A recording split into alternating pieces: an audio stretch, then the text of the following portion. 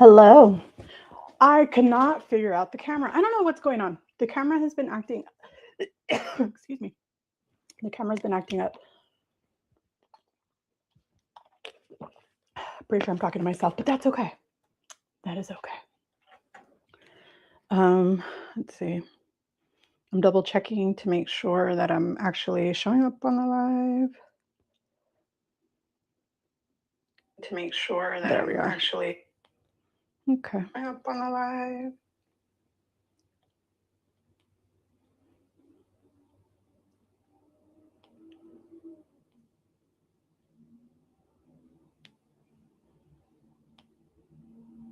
Okay. It's on. So, hey, Esme, how are you? How are you? I think I already asked you. Are you doing the journal with us? Let me show you. Just hit my leg into this. I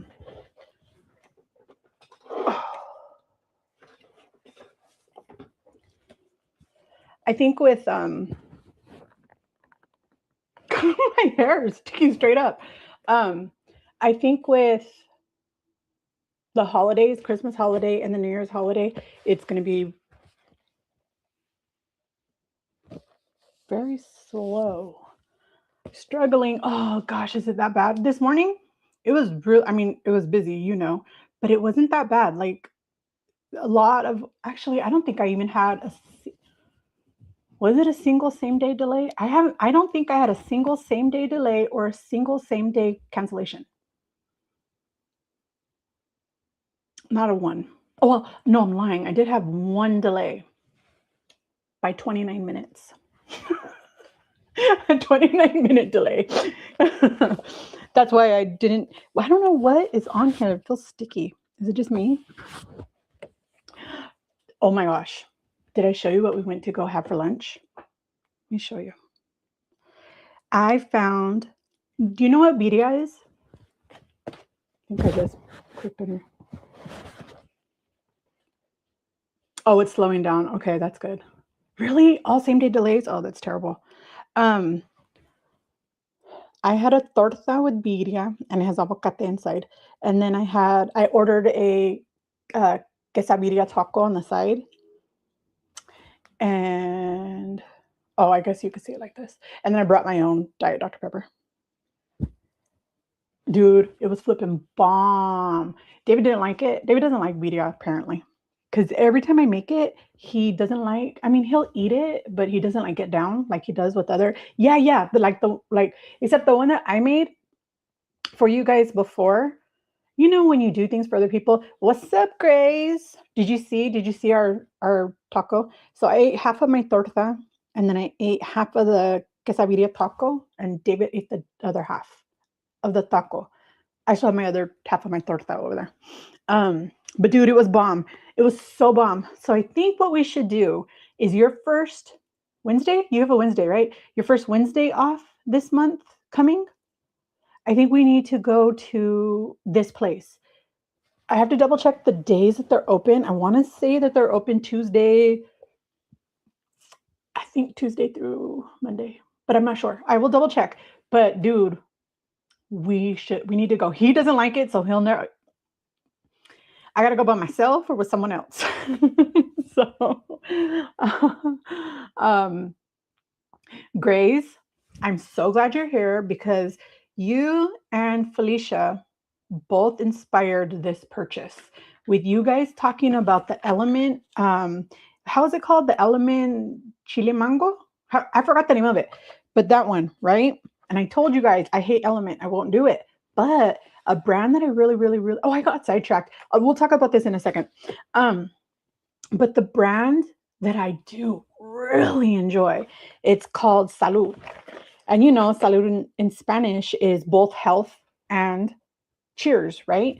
So I thought it was so cute, their name. Look, their name in English is Cheers to Health, but it's Salud. Isn't that freaking adorable? Okay, so yeah, mango chile. Okay, I knew it was something like that. Well, this is mango chile lollipop. I've never had it. I just found out that they have it locally. I tried to order one to send it to Felicia. I can't. They didn't have it. The only place that I found it is at Target, like local here. They didn't have it on Amazon. They don't have it on Amazon. You seen those at Target? Okay. No, these ones. Hey, Michelle. No, these ones. Do they have caffeine? I don't think so.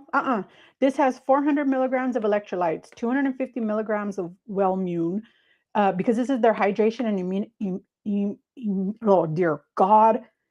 I can't say that word right now. This word, immunity. And it has 100 milligrams of elderberry. This one doesn't have caffeine, but they do have some that do. And it only has 1 gram of sugar. It's dairy-free, soy-free, no artificial colors or dyes, and it's on the go, right? Because, oh, you guys, I'm so sorry. I forgot. I got to tell Day. She told me to please, let's see.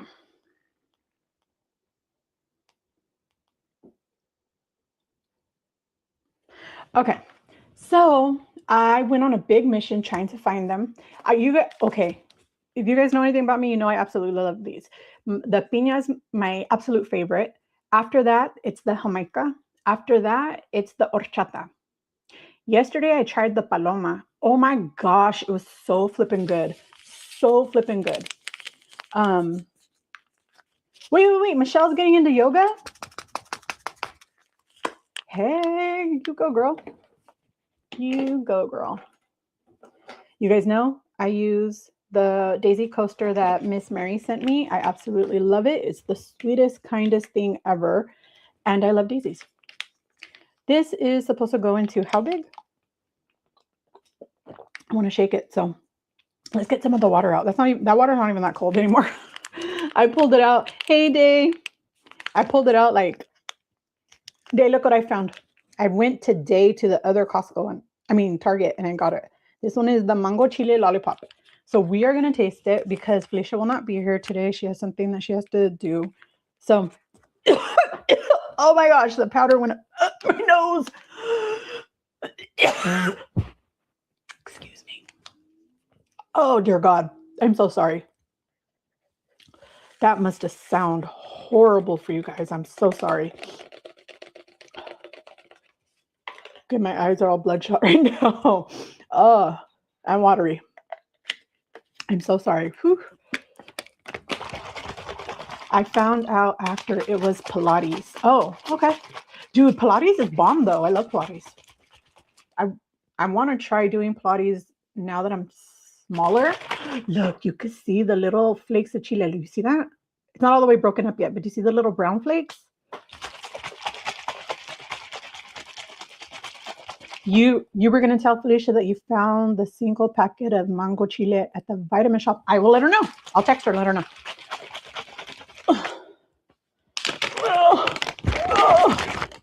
Okay, hold on. Does what have any odd aftertastes?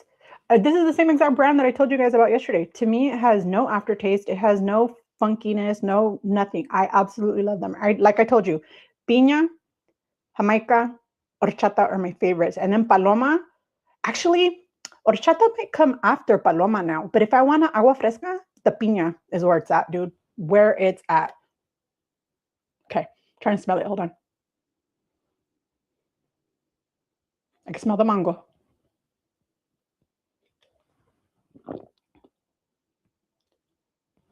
You could taste the chile. I was afraid I wouldn't be able to taste the chile. Yeah, this one. Yeah, I thought I said that yesterday. I'm sorry. No funky aftertaste. No, you know how some sugar-free things have like a, this doesn't. This does not at all. Well, at least not for me.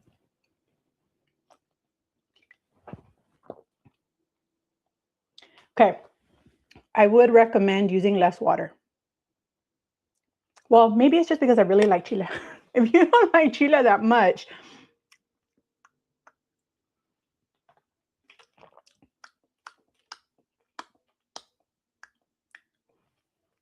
hold on. It's not enough chile for me. Hold on.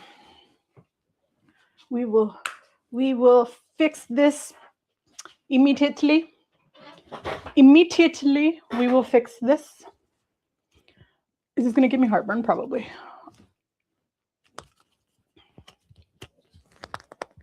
How come I can't even open it, dude? There. Me, do it like this because I don't want to spill it everywhere.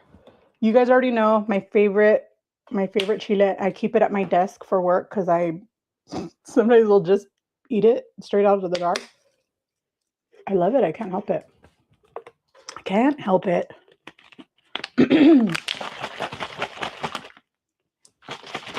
That looks like it might do. Yeah, I've been on 15. Let me tell you right now.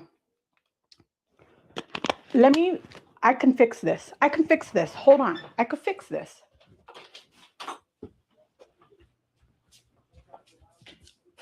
Hold on. I could fix it. It's my fault because my water's not cold.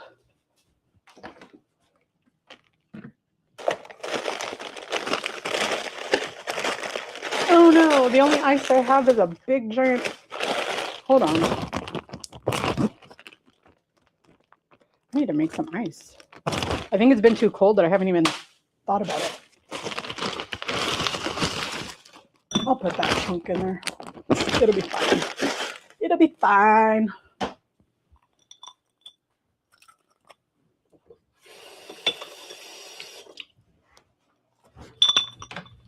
I could fix this.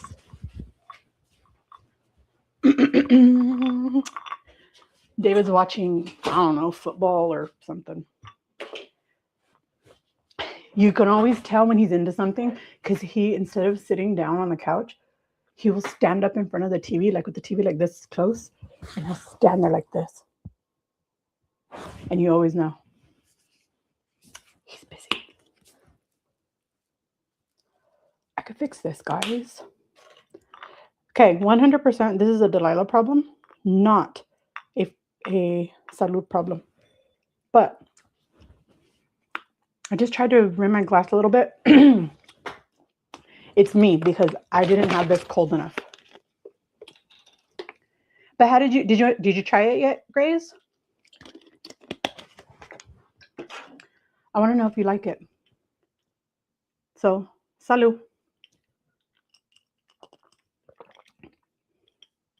Yep, that's what it needed. It needed to be colder. My fault. Sorry. I would 100% get that again.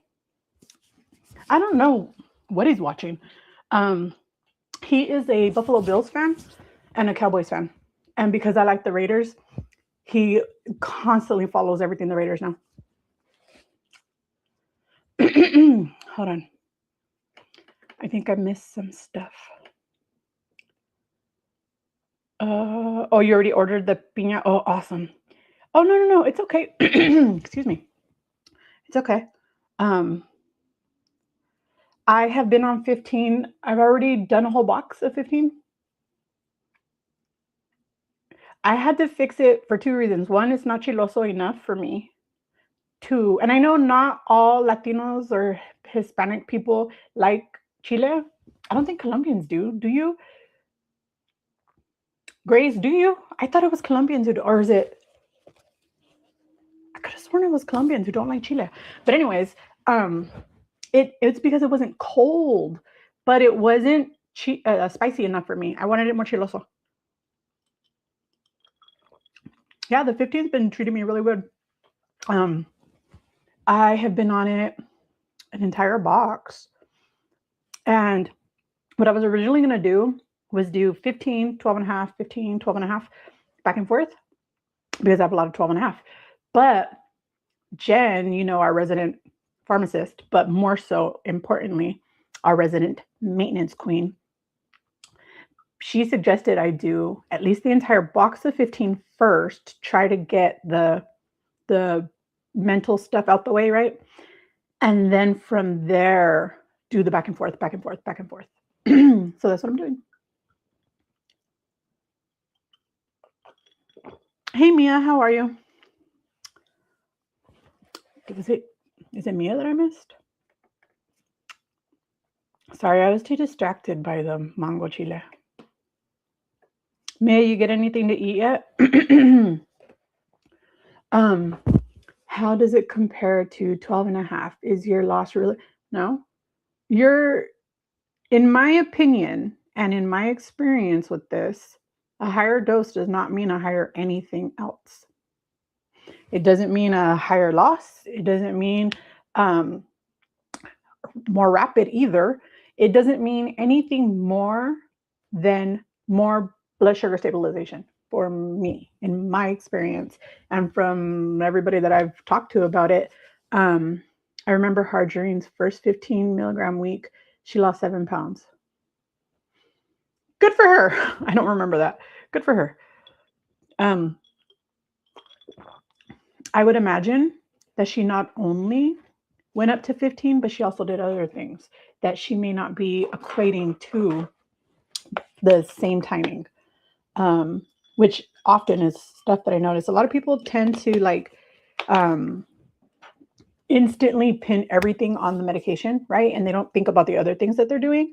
Like when I went up to 10 and suddenly I was violently ill. I don't know if you guys remember. I had nausea, diarrhea, vomiting for an entire month. It would not go away for over a month, actually.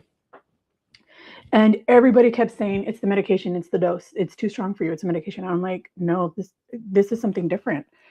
I promise you it's not the meds. The meds might be, excuse me, the meds might be not helping, but it's definitely not. Like I know it's not because it started like 4 days after my first 10 injection.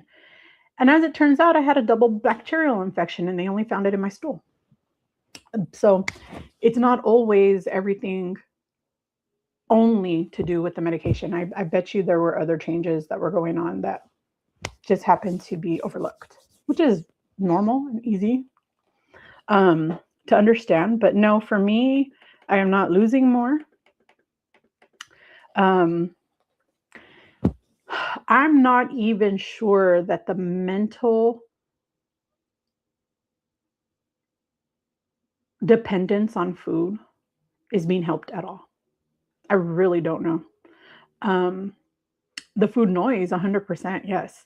It has never been like it was before starting that first 2.5 milligram dose. Never. I've never had it return like that. I've been off the meds for 31 straight days from injection to injection. And then after that, for 14 days, injection to injection. No, yeah, injection to injection. And then the next time, 21 days from injection to injection. 3 separate times. Food noise has never returned in the way that it was pre-homie. Ever, not once. Do I still have issues with it? Yes, but not to the extent that I had prior. Element. Oh, you like most of them? Chile. Me too. But I pulled it out like around 3 o'clock and I was supposed to drink it before I came in here and I just forgot. I got distracted with other things. And then I was going to grab another bottle so that I can do this. And I just grabbed this one and came in here. So it wasn't cold enough. 100% my fault. But I will say this is not in my top picks. It's good. It's good. But it's not in my top picks of the ones that I've had from that brand. It is a kick to it, and I feel like it would be, ooh, I would do a mock margarita with it. That would sound amazing. You know what I would do? Like I did yesterday with the Paloma. I use San Pellegrino, the carbonated water, like flavorless but carbonated. I use that for the Paloma. I bet you that would be good with this and some like shaved ice. In my brain, that sounds amazing. My friend Colombians eat too much spice. Oh, really? Okay, well, I thought it was Colombians. Do you eat a lot of spicy food? Do you like your fuchiloso? Yes, it maintains a smoother blood concentration level. Yeah, that's my thought on it. I don't think it has to do with like anything being more than anything else. I don't know if that makes sense, but here's the thing. I have heard many, many people coming off the medications. They say, all I have to do is remain in a calorie deficit and I will still be fine because I know how to lose weight. It's calories in versus calories out. I know how to lose weight, period. If you know how to lose weight so well, why are you struggling so much off the medication? Why is that? It's because it's not 100% calories in, calories out. It also has a lot to do with your hormone and insulin control, especially for somebody who is insulin resistant PCOS or has insulin resistant PCOS. And I'm like, you know how to lose weight really well on the homie, but off the homie, it's not the same. You don't have that same stabilization in your blood sugar that you did that allowed you to eat whatever you wanted while you were on the meds. And now suddenly you're not on the meds anymore. You can no longer eat everything you want, anything you want, because your blood sugar is not stabilized. That, yeah. But anyways, for me, oh yeah. No, that's what I was gonna say. So for me, that is helping control the emotional side, right? Not the anything else, but it is helping me control the emotional side. But I don't take it every day, remember? My psychiatrist wants me to take at least 2 days off every single week. So I try to make sure that those 2 days would be Tuesday and Wednesday because one, those are my days off. Two, so I can like not have to worry about needing to concentrate, right? But I also take my meds on Monday. So Tuesday and Wednesday are my highest controlled days. So to me, it makes the most sense. You never had higher losses on higher doses. See, I don't think the higher dose has anything to do with it. And Mia's down what 116 pounds.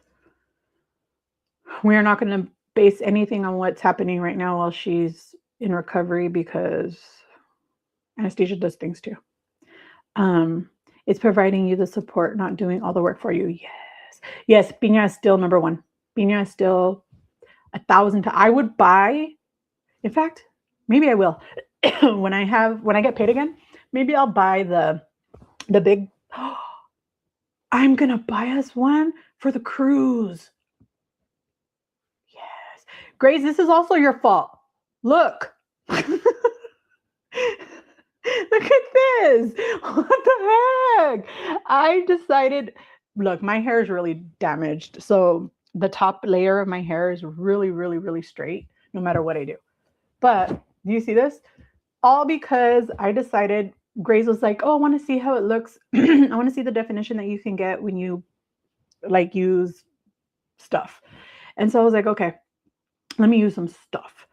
The problem is that I went to bed with my hair wet, so it kind of smashed everything. But I started a new conditioner, and it's from Brazil, or is it Brazilian people who don't like Chile? Maybe it's Brazilian people, but it's a Brazilian conditioner for curly hair, and I want to try it out for a while and see how I end up liking it. But so far so good. Right now, it's also, please remember, our air conditioner in the car doesn't work, and it's 85 freaking degrees outside, and we went to go do some stuff today. So it was really hot in the car, so we had to have the windows open. Hence all of the frizz. But anyways, Vyvanse helps with concentration and not being food focused for me. I think that's a lot of what it's doing for me too. I mean, I don't have a lot of focus on food. I don't know how to explain it. I don't necessarily care about food, but I find myself mindlessly picking at things, eating things. And of course, it's never chicken, it's never steak, it's, never vegetable. It's always like the fast, quick, whatever, It's a stimulant and can curb hunger. Yes, that's why it's used in the treatment for bed. Increased CNS. What the hell is CNS? Puts you in a fight mode, no hunger for some. I mean, it's not that I'm hungry because I'm not hungry. I haven't been hungry physically, but I'm hungry in here for like emotional comfort. And how do I deal with emotional comfort?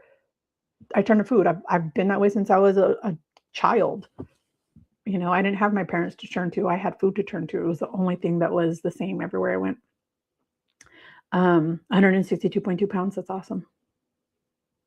That's awesome. Yes, I did. The same hair products I always use, but I lost the oil. I have an oil of this. It's a curl cream, but the same brand. I have a oil treatment that I put in before I do anything else. What did I do with it? I don't know what to do with it. It's on my desk. I use, okay, it doesn't matter. I don't know where it's at though. But I use Shea Moisture leave-in conditioner, whatever one I can find. I usually have the Manuka honey and yogurt, I think it is. Usually that's the one that I use. Um, that's a curl cream that I just showed you. And then the Curlsmith. The Curlsmith, I have a video that I'm working on that I was going to do members only for like a week and then move it to public. But from you remember the video I did where I had AI pick my makeup for me? Doing that, that makeup look, I did my skincare, I did my makeup, I did everything, walked everybody through it, blah, blah, blah, blah, blah. Oh, and I think I did my hair. I did all of that. And then the video ended up being like 2 hours long. It was just too much. It didn't even fit on my phone, so I could edit because I edit from my phone. So I had to wait. So I've been working on it since then. So it's been a while that I've been working on it. But I'll go over like all the stuff that I use. But the Curlsmith Curlsmith gel is really look. It's not crunchy or anything. And this is no crunch, nothing. And I have it in my hair. But look, it's a tangled mess. Don't drive around on the freeway with your windows open and your hair down, okay? That is, I use mousse too. I'll use mousse over gel if I can find it. I have a bottle somewhere, but I don't know where it's at. And I'm just not even, I don't even know that it's the addiction to food. Could be. Don't know. Doubt it. For me, it's the emotional connection that I have. When I'm upset, when I'm stressed, when I'm anything, happy, sad, lonely, anything, my immediate instinct is to consume. That's my immediate instinct. No matter what. No matter what I'm doing, no matter if I'm hungry, no matter if I'm like don't even feel well. It doesn't matter. That is what I want, is to eat. So, the central nervous system, duh. I don't know what I was thinking.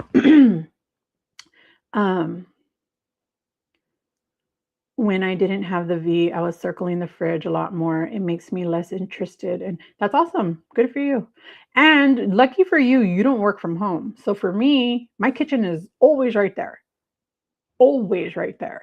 So when I'm stressed out, and we've had a lot of weather issues, we've had a lot of delays and cancellations and holiday travel and, the busiest time of the year. So it's extremely stressful and extremely busy. And I'm just feet away from anything I want. You know what I mean? So it's very, very like I'm not, and honest to God, I'm not even thinking, because there will be times where suddenly I realize I'm eating popcorn. I didn't even consciously do it, but suddenly I am. So it's crazy. I got on a scale and it said I've lost 5 pounds. That's awesome. You got on a scale or you got on your scale? I understand some people pick their nails or do it. Yeah, exactly. And I don't bite my nails. I used to. I wish I had a different stinking self-soothing thing. I mean, I'm glad it's not alcohol, but still.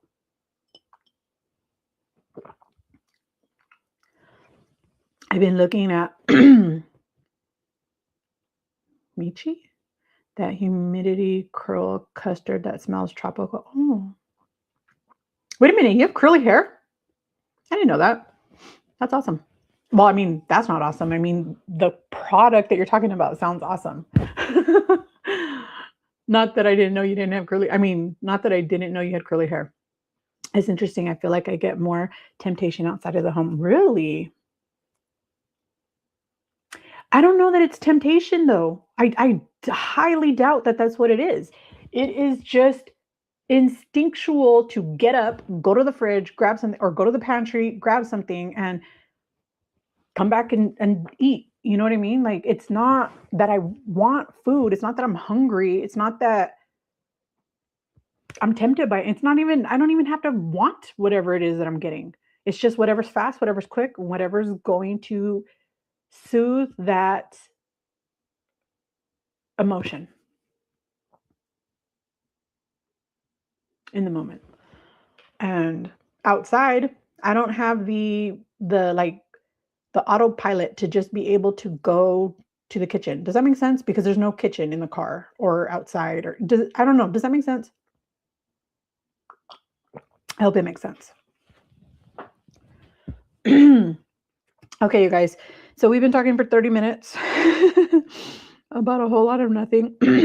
Excuse me. You guys, I've been struggling with allergies pretty bad these last like maybe 2 weeks. I think it's the temperature changing. Right now it's 85 degrees. Tomorrow it's going to be 47. Going back and forth like that is like I've had a bloody nose for over a week. Every single night when I'm doing my skincare, I got to put Neosporin in my nostrils because they are incredibly dry but bleeding. It's terrible. I hate it. I wake up every morning with phlegm coming out of my lungs. Like, it's terrible. I hate it. I hate it. You guys, I'm a ding dong. I forgot what chapter we're on. Let me double check. Because I'm a dingleberry. Is it chapter 7? Yes, it is. Chapter 7. You guys, this is good. This flavor is good. It's not chiloso enough for me, though. But the banana flavor is really good. What am I doing? I'm trying to open. Nope. Why do I keep opening the Libby app? It's on Audible. I don't know what I'm thinking.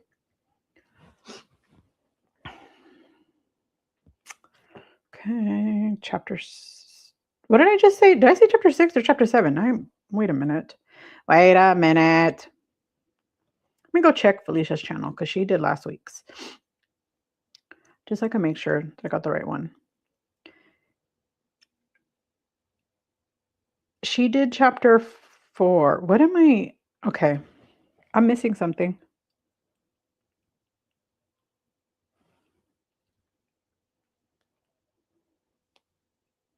Wait a minute. I'm missing something, you guys.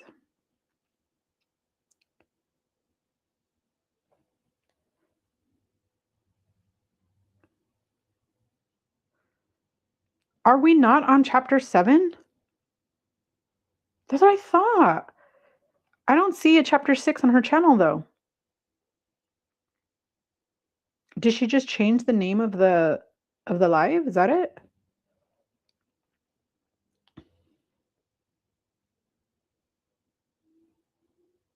Let me check her post.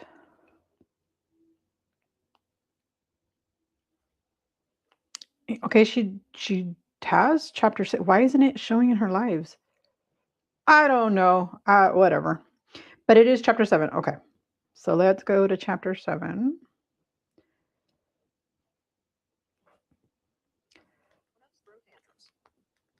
Okay. So I need to know a few things.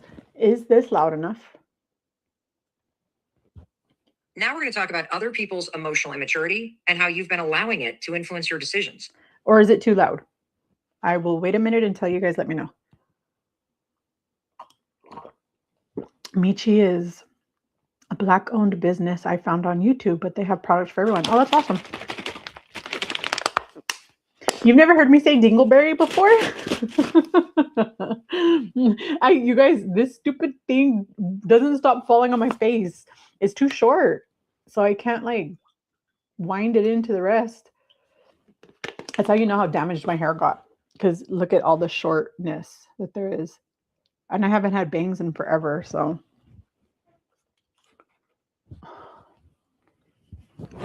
I bet you if I try to put it up here. Oh, okay. Well, I thought it was going to be like sticking up because it's so short. How does that sound? Does that sound okay? Esme, are you still here? I forgot all about talking about this journal. I know you're busy, so you might not be able to like be interacting a lot because I know it's busy out there. Do I need to go back and listen and see, like, is it loud enough? Where's Delilah? Where's Delilah? A minute, I'm missing something, you guys. Okay, well, Delilah. Okay, sounds good. Awesome, thank you. Okay, let me rewind it, like, to the beginning of the chapter. Let's start over. Chapter 7. When grown-ups throw tantrums. Now we're going to talk about other people's emotional immaturity and how you've been allowing it to influence your decisions.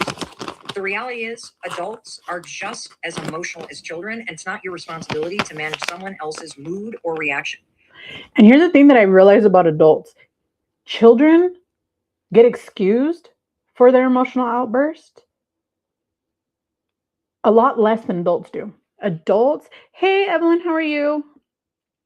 Adults have these emotional outbursts and people are like, oh, it's okay. But a child has it and it's like, stop misbehaving. Like, what? Okay, you're mean. I just tore this bag open from the middle. Oops. Okay.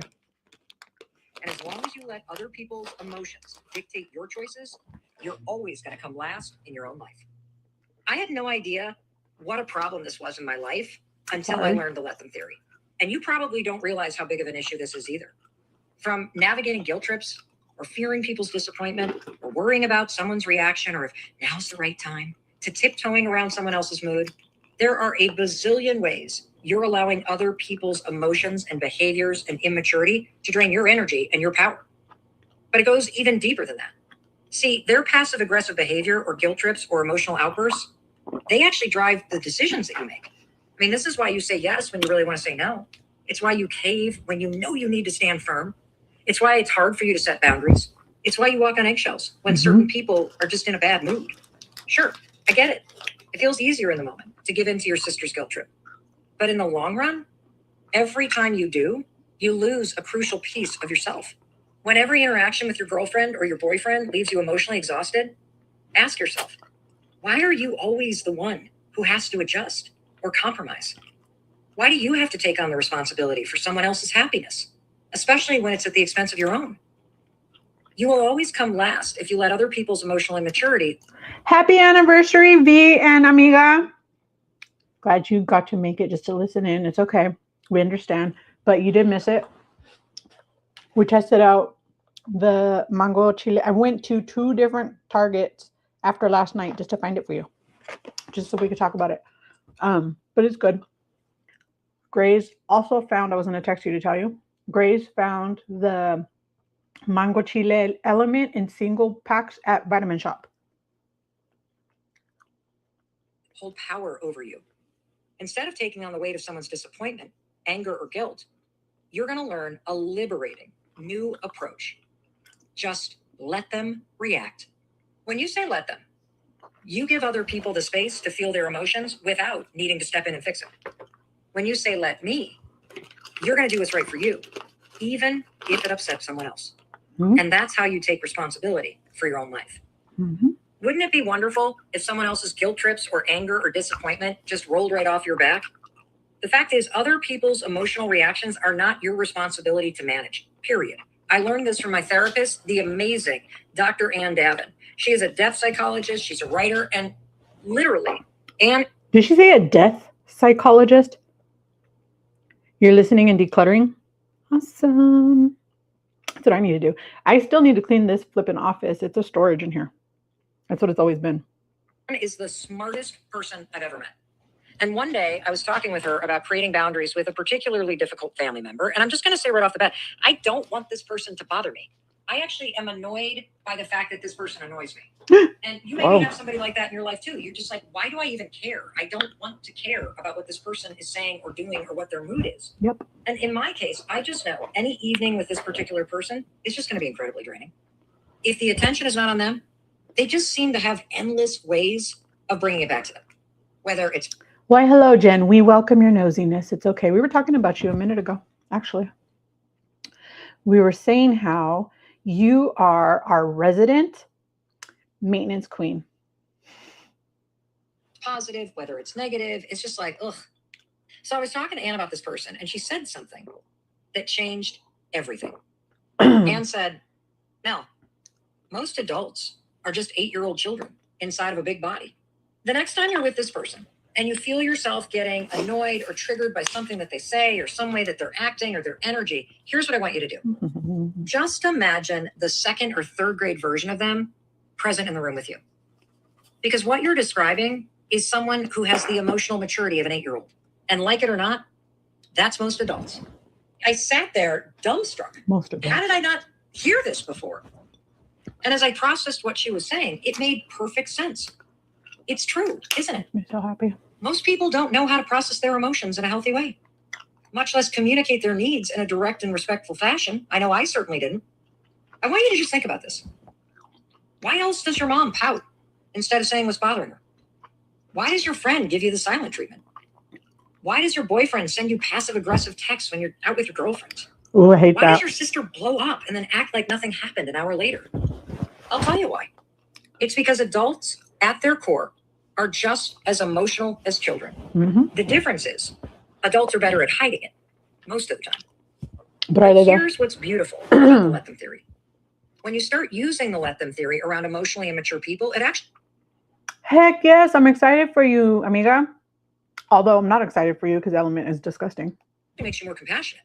Because instead of getting frustrated by some idiot that's giving you the silent treatment, you take a step back and you begin to understand that most people, they simply don't have the tools to handle their emotions maturely. The truth is, no one has been taught how to do this. To handle your emotions, first you have to understand them, and then you have to know how to process them in a healthy way. And in my experience, almost no one that you've met has any idea how to do this. And I, for one, certainly did not. Emotional maturity is not something that you're born with or that just, boom, happens. Emotional maturity is a skill that takes time, it takes practice, and more importantly, it takes a desire to want to learn it. My therapist was right. Most people that you are going to meet in life still act like an 8-year-old child when they don't get what they want or when they feel uncomfortable emotions in life. But now with the let them theory, you're going to learn how to respond with compassion, how to set your boundaries, and most importantly, how to stop letting other people's emotional immaturity run or ruin your life. You know, one thing that I cannot stand is I hate when somebody explodes immediately. Once they are over it and they want to continue on as if it never happened, which happens a lot. No apology, no explanation. And more importantly, if you want to talk about it, they're like, that's in the past. Let it go. It literally just happened. It might be in the past for you, but I'm still trying to figure out why it happened so we could come to a conclusion or solution so that it doesn't happen again. Because it's not nice to be treated the way that you treated me for what? I hate when people do that. It drives me bananas. Yes, my therapist taught me that I have to want to learn my feelings in order to understand and grow from them. You guys know I was in outpatient therapy twice. One time, oh sorry, my boobie fell out of my bra. Hold on, fix. Um, one time, and then the very next year at the same time, the same month and everything, I was back. But in one of those, I don't remember which one, but in one of those, we did an art project, right? They did a lot of like art therapy, which I actually love. Exactly as me, it's like this is still my now. Get over yourself and let's talk about it because you're the one that was acting like a wiener. So this was supposed to be my interpretation of what it's like to have each feeling, right? For me, every color represents a different feeling. And this is my brain trying to distinguish what all of these feelings are because I don't understand my own feelings. My entire life, I never have. Like, I don't know the difference between, I don't know, sad and angry. I don't know the difference between hurt and, I mean, not physically hurt, but, emotionally hurt. I don't know the difference between emotionally hurt and being sad. I don't understand them. And it probably comes from years and years and years and years of me hiding from my emotions and trying to bury them. But to me, this represented how they're all so mushed together that I don't know the difference. I just don't know the difference. And this little white guy, that's hope because I'm hopeful that I could one day do that. This used to sit back here, but I started using it on top of my keyboard and for my laptop so I could put my camera up here. But we gave up on that a long time ago. Right, I'm still trying to process it. What? Hold on, I lost it. Hold on, I lost it. Wait a minute. I saw the word Delilah. Now I have to go back and see because that means somebody's either asking me a question or telling me. Does Delilah have a shirt that fits her new body? Sort of. Wait a minute. Jen, did you not see? Nicole has sent me 2 boxes filled with flipping clothes. Did you miss me being a stuffed sausage the other day when I came out here and showed you guys how the pants fit? This is one of, and look, it's Victoria's Secret. I've never owned anything Victoria's Secret. I was never able to fit in their clothes. Look, hold on. I'm wearing my shorts. You guys remember when I bought the shorts? Oh my gosh, when was it? It was when Alonda came. Well, I don't know if you can see, but look. Oh, they're a size 20 and they're starting to be a little too they're starting to need a belt because they're sliding off. If I walk a little bit too much, I not pull them up.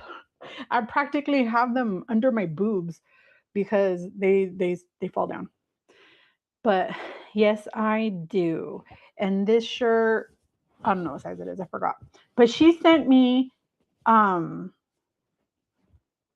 like 3 or 4 of these shirts. She sent me some tank tops. She sent me like 5 or 6 pairs of pants and a bunch of like sweaters. Oh, and they're so nice. But Delilah didn't buy new clothes. These pants or these jeans I did, or shorts, these jean shorts I did buy. Well, David bought them because I needed something. I think my pants got a hole in it. My shorts, yeah, they got a hole in the butt. And I needed a new pair. So I had no choice. But I know, Felicia, what are you guys doing for your anniversary? I mean, I'm assuming you guys are a little limited on the things that you can do because who's gonna take care of your kids, but VP are still feeling better and recovering from the stomach bug. Oh, wait, what am I missing? I feel like I missed something somewhere. Jen does look good. Jen is so fine. Jen, what are we doing with your hair? Are you gonna let it grow back or are you gonna keep it bald? Because you look, I said the other day, you reminded me of Sinead O'Connor. And everybody was like, who's Sinead O'Connor? Does not everybody know who Sinead O'Connor is? Am I the only one? Sinead. I don't even know how to spell her name. O'Connor. No, that's Shane. Not Shane. Sinead O'Connor. Nothing compares to you. That Sinead. She was like such this gorgeous white lady with who was bald. I mean, obviously. Look, that's Sinead O'Connor. And that's what immediately I thought of when I seen Jen's bald head right now. Day, I'm feeling much better, thank you. Oh, I'm so glad. I'm so glad.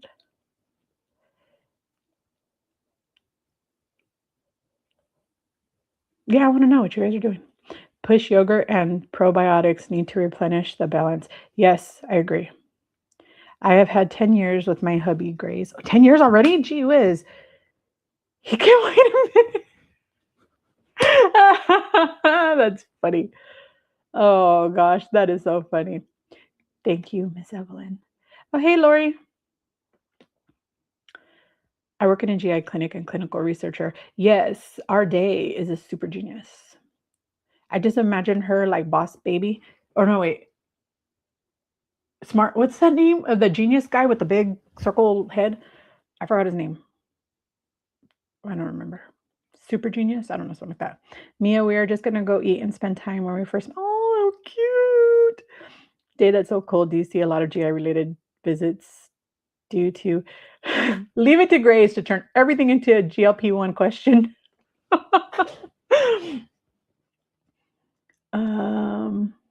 Who's Marlon? Is Marlon okay? Is Marlon okay, Evelyn?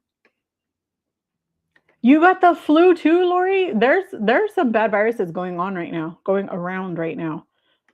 Oh, I'm so sorry. Oh, you're not sure yet? Oh, that's okay, Jen.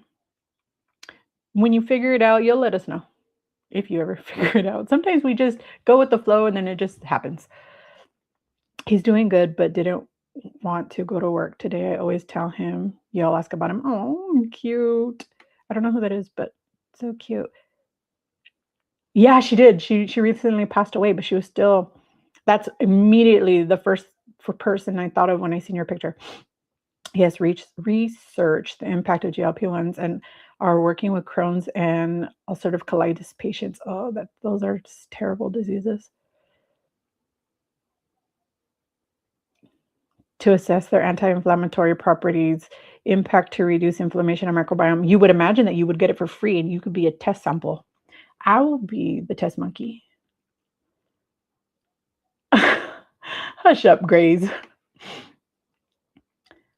Cute pants, shorts. Aw, thanks. I'm telling you, fine like wine in the summertime. In the summertime. Oh, your husband. Okay. Wait a minute. Why did I not know you had a husband? Did I forget? I might have forgotten, and I'm so sorry. I'm so very sorry.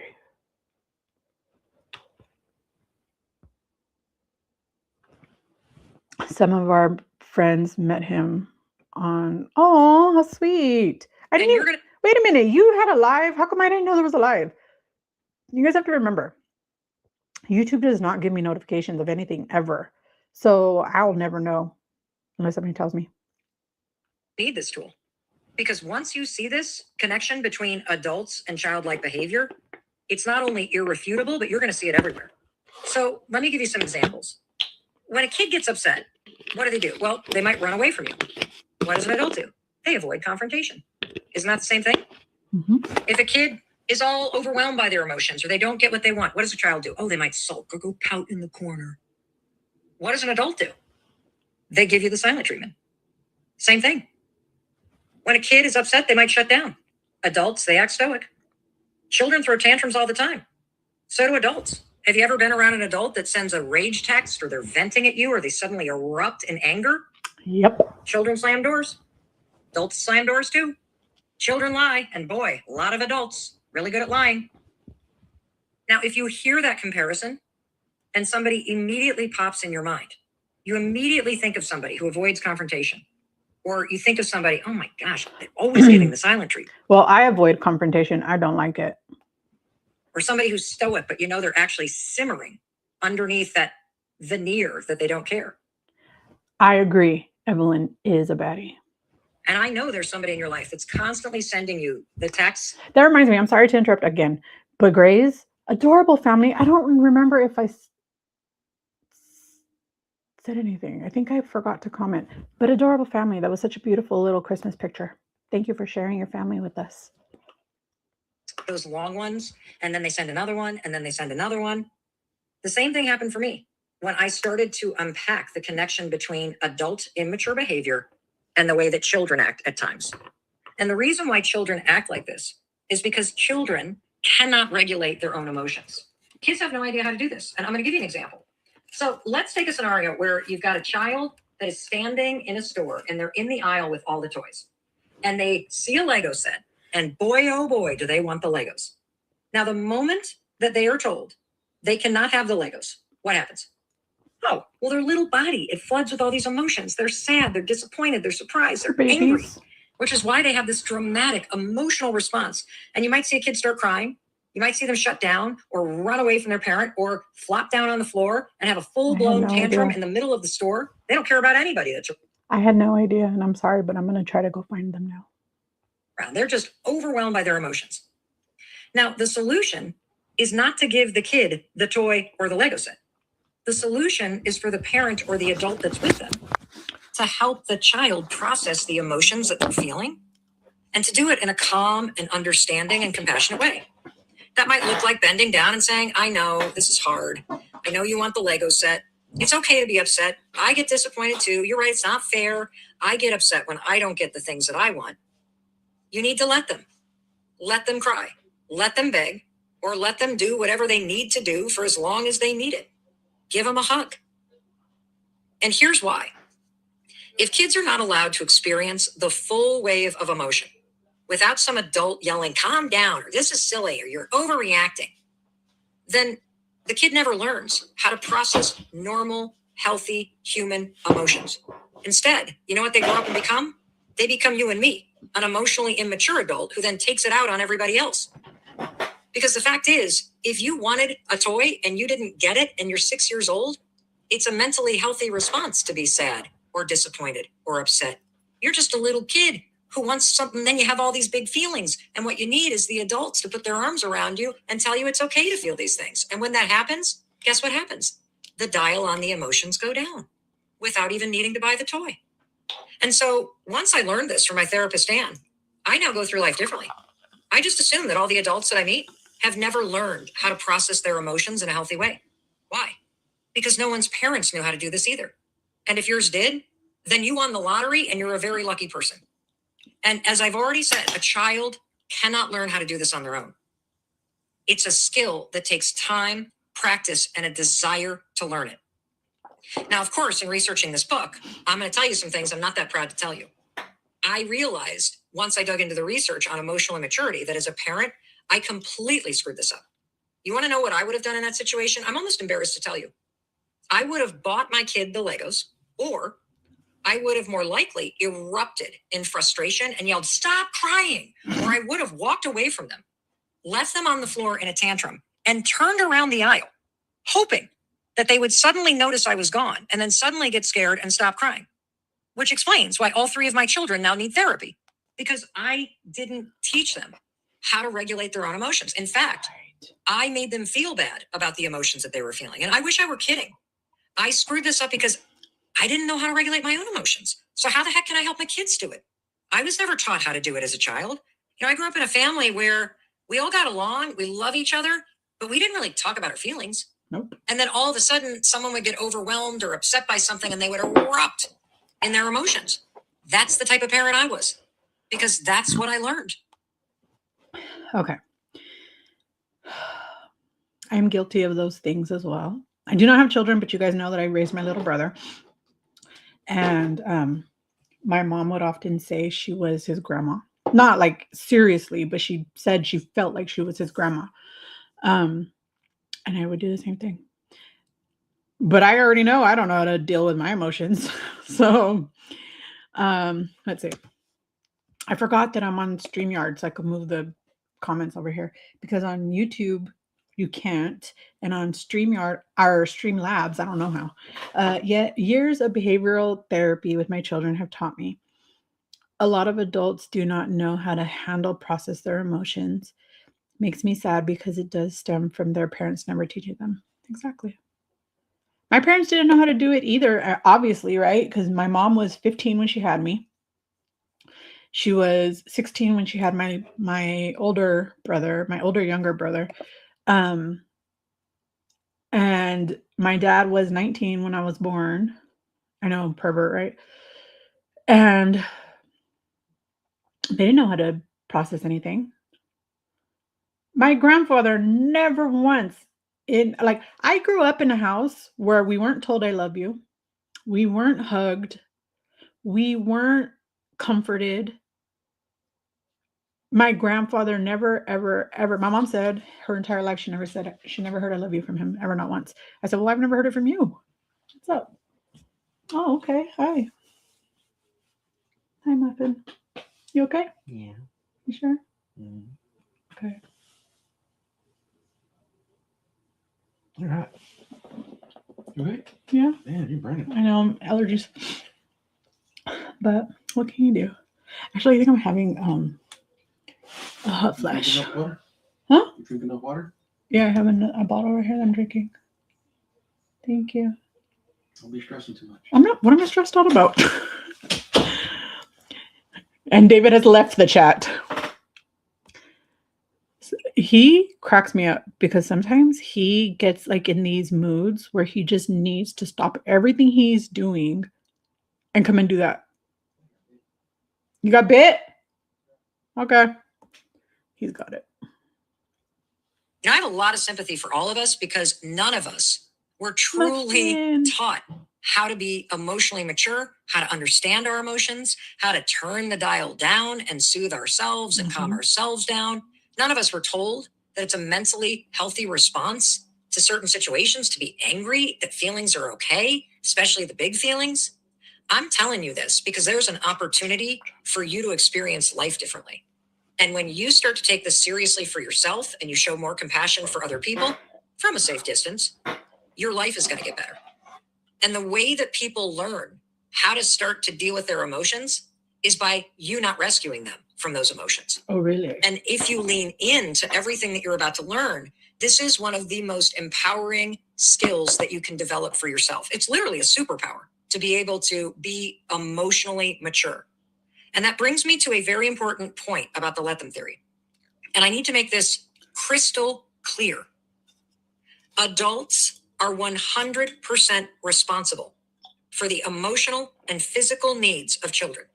Children cannot give themselves the emotional and physical support that they need as they're growing up. No, that's 100% true, but I laughed at Mia. What do you think I'm going to do with the scissors? I can't help it. I'm having intrusive thoughts about them. That's the parent and the caregiver's job. It is your responsibility to help a child regulate their emotional responses in a healthy way. It is also your responsibility to teach a child that emotions are normal and they're healthy. And there are simple ways that you can feel them and process them. In fact, in researching this book, Dr. Lisa Damour, who is a clinical psychologist and New York Times bestselling author, told me that when a child or an adult experiences disappointment because they can't have what they want, or they're sad because of a loss, these are mentally healthy responses to life experiences. These emotions of sadness and disappointment are signs not that something's wrong. They are signs that you're mentally well.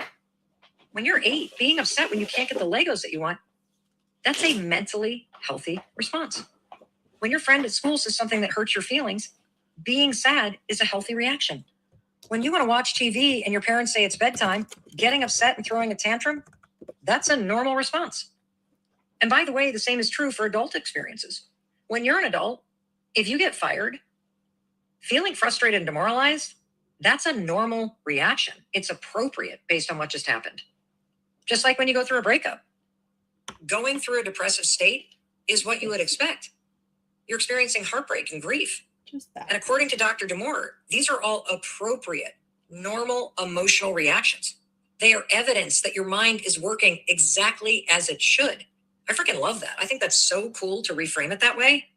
But growing up, you were probably taught to repeatedly repress what you feel. You know, when you tell a child to get over it or stop crying or calm down, you're training them to suppress how they feel. You're teaching them that you're not supposed to feel or react. You got to distract, avoid, or numb those normal, healthy emotions. Dr. Damore told me that this is why so many people live with anxiety and depression and addiction and chronic pain, because they have avoided all the emotions over the years that then build up inside of you without any outlet. And I'm going to say this again. When you are dealing with a child, it's your responsibility to help a child create space and process the range of healthy emotions. But it is never your responsibility to manage another adult's emotional experiences. And this is so important to understand the difference between your responsibility with kids. Wait. Did you hear that? I'm going to rewind. This again. When you are dealing with a child, it's your responsibility to help a child create space and process the range of healthy emotions. But it is never your responsibility to manage another adult's emotional experiences. And this is so important to understand. What up, V? How you feeling? Are you feeling okay? I didn't trim it, but I want to, because look at how thin. Look, you could see, I could see through my mother effing hair. You should not be able to see through your hair. Could literally read everything you guys are saying. And I have terrible vision, and I could still read what you guys are saying. You feeling okay, B? I've been praying for you. Oh, good. Everybody's gotten sick recently. Like, what the heck? But I wanna understand the difference. What'd I do? Between your responsibility with kids versus your responsibility with adults. I want to give you an example that I'm sure you can relate to. And that's the experience of someone in your life giving you the silent treatment. And we're going to unpack this in detail so you really see what I'm talking about when I say most adults you meet act like 8-year-old children in big bodies. Why? Because nobody in their life ever helped them process. Hold on. V. Jen just pointed this out. I don't know how she noticed. But you guys, this is the flipping cutest blanket ever. Miss Pamela sent it to me, and I got it on Christmas. Look, she said she saw it and immediately thought of me. Isn't it the flipping cutest? But anyways, ow! I just went sliding across the ground. Wait. Hello again. Oh, yes. Do you notice something? Here, thank you. Yeah. We're going to try some tomorrow. Do you notice something? Hold on. Try to get my leg up. Do you notice something?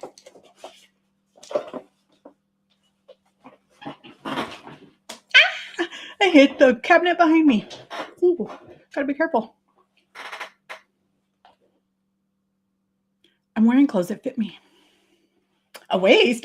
Girl, I don't have an ass, but I do got a waist. I am wearing clothes that fit me. You know how, like, me wearing clothes that fit me. V, you do not understand. I literally have been wearing the same clothes from 483 pounds all the way down to 231 pounds. I, like you, have not bought new clothes. I did buy a new bra, though. Do you guys see? Can you tell? I did buy a new bra. And David did buy me these shorts. But I was gifted this shirt. It is a real mental struggle, like for real. No, dude, I have like a straight, like I have a concave ass, dude, like serio. I have no butt at all. None. Oh, wait. Did I miss something? Sorry. Of course. I know I'm going against the majority here, but I am a fan of a good trim. Mine is getting cut next month. Miss Evelyn, normally I would be 2, but like real talk, I have been so terrified to cut my hair because I started losing all of it 2 years ago. And I have no hair compared to what I had before. Everybody keeps telling me that I'm exaggerating, but I am not. I can show you guys videos of me when I first started this channel 3 years ago compared to my hair now. You can 100% see the difference. I went from having big, gigantic, my hair was down to my butt. Ask Esme, she knows. She's known me for 7 years, like in real life. And this is the body she knew me in because I was at my lowest adult weight at 235 pounds and I started that job and that's the size I was. And then suddenly I had a traumatic event happen and I gained almost 250 pounds in less than a year. And I'm not exaggerating when I say that. You can ask her, she's here somewhere. But I've always had gigantic and long and thick hair. But then I got so scared. I have not cut my hair in at least 2 years because I'm so afraid. But I'm finally in a point of my hair's growing back. It's come, I mean, minoxidil is not on its own, but look, I got little baby hairs now. And I didn't have that for a long, long, long time. Look at that. I got little baby hairs. You see that? Look at little baby hairs. So my hair is a little bit growing back. So I'm a little bit more comfortable with the scissors, but I haven't done it. But I need to. But I haven't done it. But I'm scared. I won't lie. I am scared. But I need to. Yeah, like I think I already said no, but I have no but. Wait, what was the first weight you said? 483 pounds is where I started, girl. Started at 483 pounds. My like set point, right? From the earliest time that I can remember, at 16 years old, I was 296 pounds. I was 296 pounds, give or take 4 pounds in either direction, never more than that. Ever, ever, ever. From 16 all the way until about 30. Then once I hit 30, and that's when I think that perimenopause was starting for me. Once I hit 30, suddenly I had gotten really sick and I started gaining weight. And then I had gained 20 pounds. And then I gained 40 pounds. And then I had gotten all the way up to 343 pounds. And then I never gained more than that until I moved to Texas. I've been here since 2018, March of 2018. And David and I would go to the gym 3-4 times, sometimes 6 times a week. We would go every chance we got, at least 2 hours every single time. And I lost 115 pounds in like 5 months. And I was at my lowest adult weight of 235 pounds. And I maintained that. I never lost any more, but I maintained that size. I don't know, 2 years. And then COVID came. I got sick physically, but I also got sick mentally because I, again, had a traumatic event that happened. And I lost my shit. I lost my mind. And I gained 249 pounds in less than a year. And then people who knew me here in Texas, my coworkers and stuff, had never seen me at 300 pounds. Suddenly they're seeing me from 235 pounds, and now I'm 483 pounds.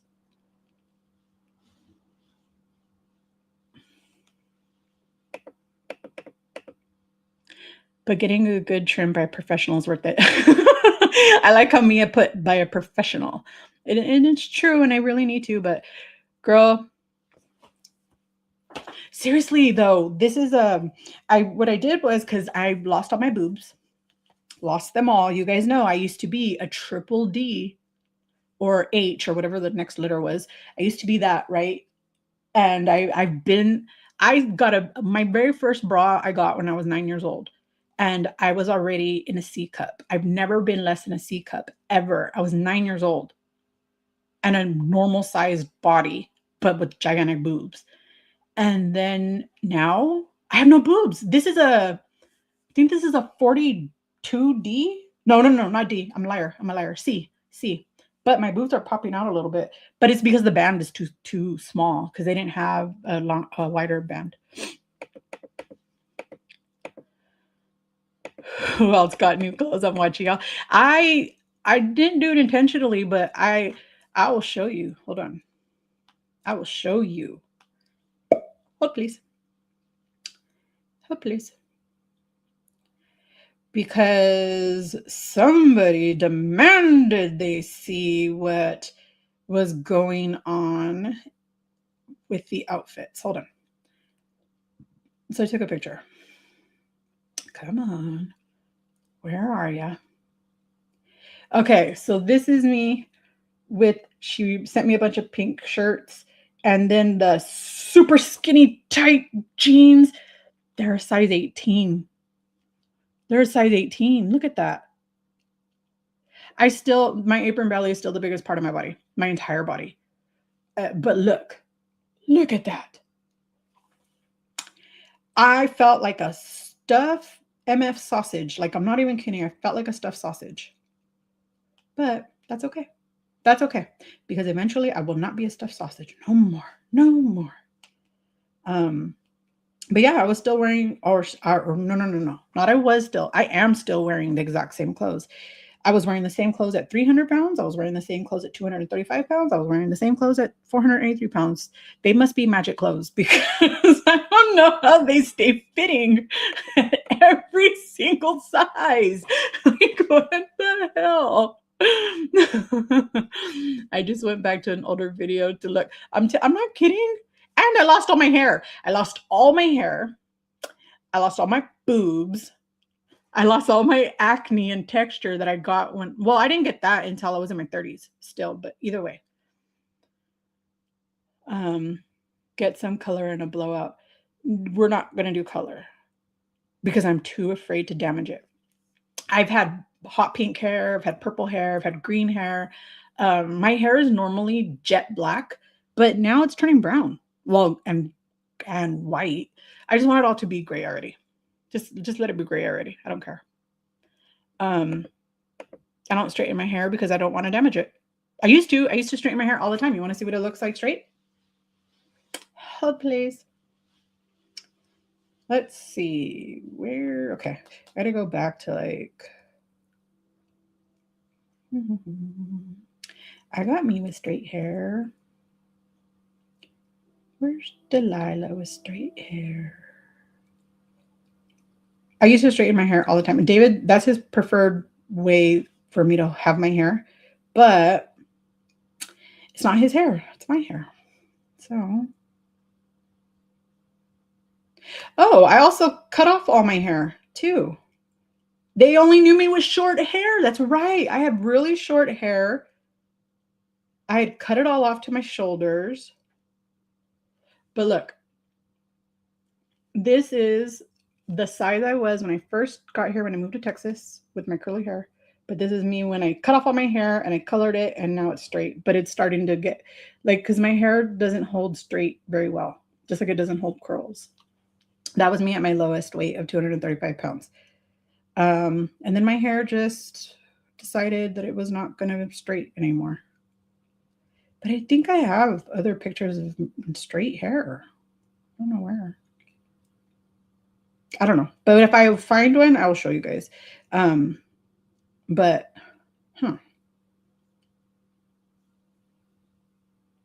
Okay, well. See, me with straight hair. But do you see how much hair I had compared to what I do now? 426.6 pounds was my starting weight September. Ow, I just popped my knee. You're 260 pounds. That's awesome, Mia. Congratulations. Yeah, I've had brown hair. Yeah, I've had brown hair. But it was like, what was it called? Like caramel, I think they called it. It was nice, but I have too much gray. The upkeep is too much. I have, what's it called? Color resistant grays. My grays do not take color. It will be dyed for like one day. And then the minute I wash my hair, the gray will all be back out. Like there's no, it doesn't hold color at all. So I just want to make it all gray. It'll be soon. I've been gray since I was 12. I've been getting gray hair since I was 12 years old. I'm a professional, so when I cut my hair, I'm getting it cut by a professional. That's funny, Mia. A deep brown would be pretty. I'm convinced wired bras aren't good for us deflated girls. But what else holds up boobs besides wires? This has wire. But I wish I could, hold on, because we're going to have Delilah After Dark for a minute. I'll show you, kind of. I'm going to cover. Look, this one looks normal. This one doesn't look normal. But this has always been my bigger boob. Oh, speaking of boobs, I found out that they saw something on my mammogram, and I had, I'm sorry to hear that, Mia. That's terrible. Yes, we're definitely praying for you. Gosh. Oh, look what David brought in. This just got delivered.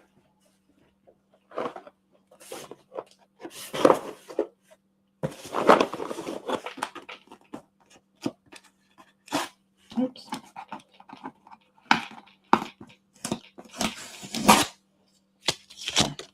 Well, that wasn't very good.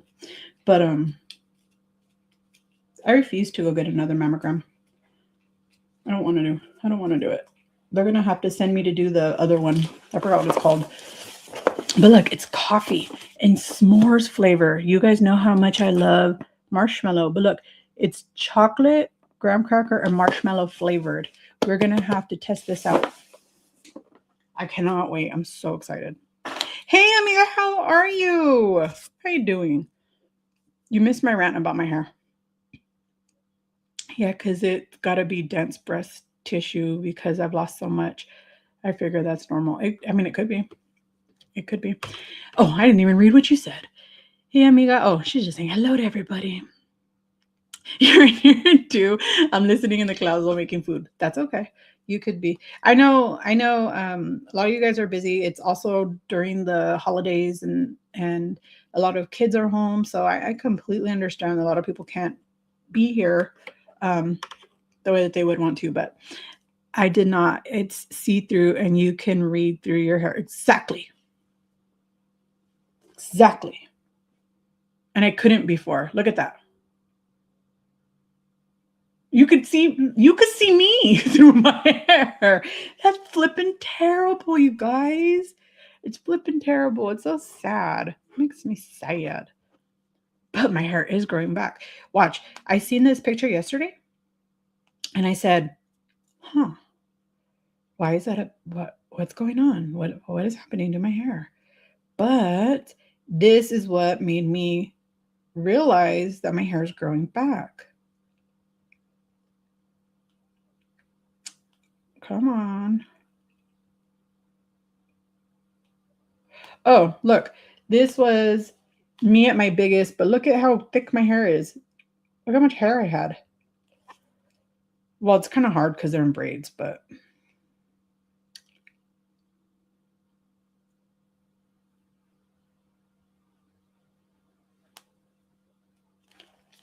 look how much hair I had. You can't see through that. You cannot see through that. Where are those? Oh, look. Oh, I knew I had a picture of straight hair. Look, that's me with straight hair. And that's when I used to love to do makeup. And you see boobs. There's boobs right there. I don't have boobs anymore. I should ask David if he notices the difference, like with the boobs. I really shouldn't though, because if I do, it's gonna probably hurt my feelings, even though I already know. But I don't know where the other pictures are. But look at this one. Do you see that? That's this side. Look. It's still like that. It's still see-through and you can still see my skull, but look how much thicker my hair is compared to that. Did I just see Miss Linda? Miss Linda, how are you? How's Mr. Michael? How was Christmas? Hope everybody's good. I've missed you, friend. You're getting ready for a party? Awesome. Oh, thank you. It's been a minute since I've seen you. You're melting away. Thank you so much. I'm trying. So usually when I shower, I get clumps of hair what? Even when I'm eating so much protein that you go see a dermatologist because it might not be what you think it is. I know everybody says it's the medication, it's the weight loss, but it could be something else. Everybody kept telling me it's just because you're losing so much weight. It's just because you're on the medication. And I started gaslighting myself and believing people. And I never should have listened, because when I finally did go to the dermatologist, she told me, we need to have some blood work done. We need to check your vitamin D level. We need to check your thyroid. We need to check your ferritin levels, because any one of those things alone can cause you to lose hair. And if you have more than one, plus I'm also, I have PCOS. So PCOS can also cause hair thinning and male pattern baldness.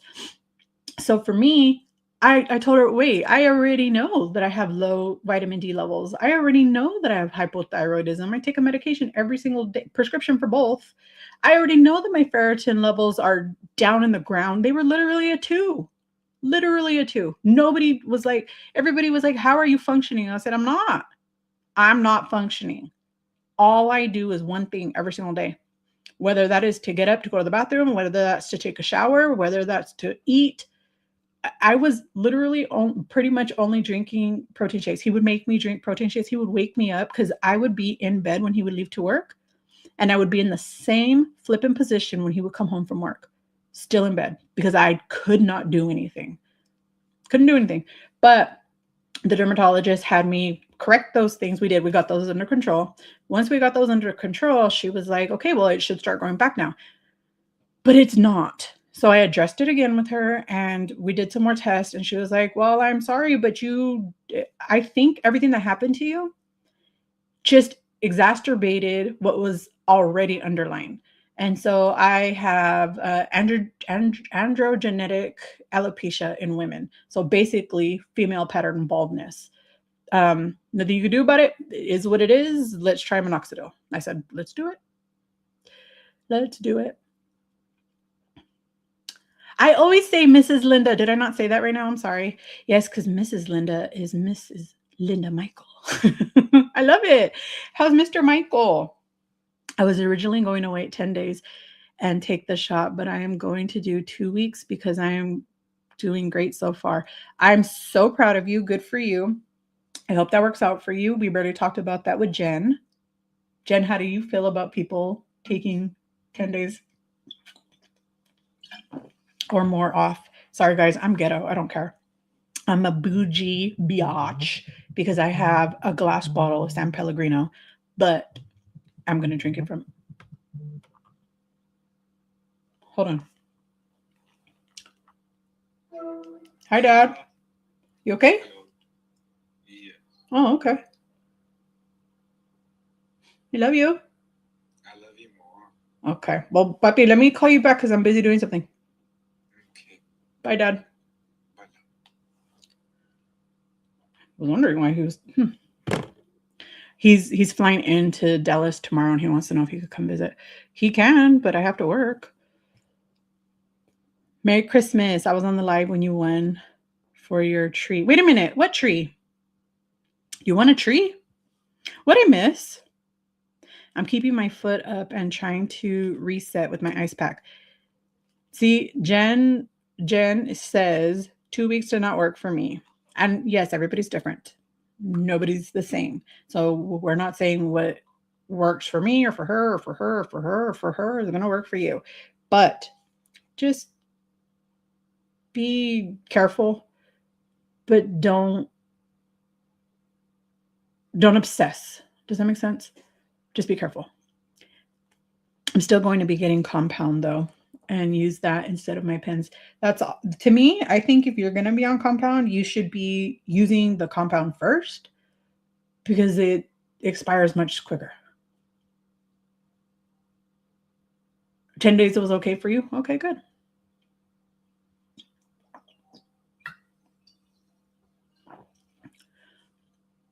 A lot of people say that they can't handle that for this reason or that reason or whatever. But I've never really experienced like extreme hunger come back ever since I started, no matter what dose I'm on. And so for me, I'm always like, I don't understand. And I'm not saying that your experience is not real. Of course it is, but I don't understand because it has not yet. And I do not envy anybody that it happens to, and I don't want it to happen, but it probably will eventually happen to me. But let's see. Miss Linda says, how is David doing, Delilah? She's good. He's good, thank you. I pray you both have been well and your holiday time has been filled with love and relaxing time. Thank you.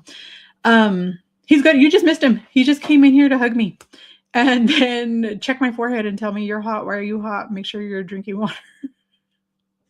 Such a nerd. But he's been off. He was off Wednesday, Thursday, Friday, Saturday. He'll be off Sunday. He goes back to work Monday. He's only going to work Monday and Tuesday. Then he'll be off again next week for the same days because of the holidays. Linda won a live with Kim J and Felicia. Was it for? Oh, how fun! I never saw. How come nobody told me? Why does nobody tell me things are happening? Oh, how exciting! I didn't see that. I'm jealous now. Now I need to go watch.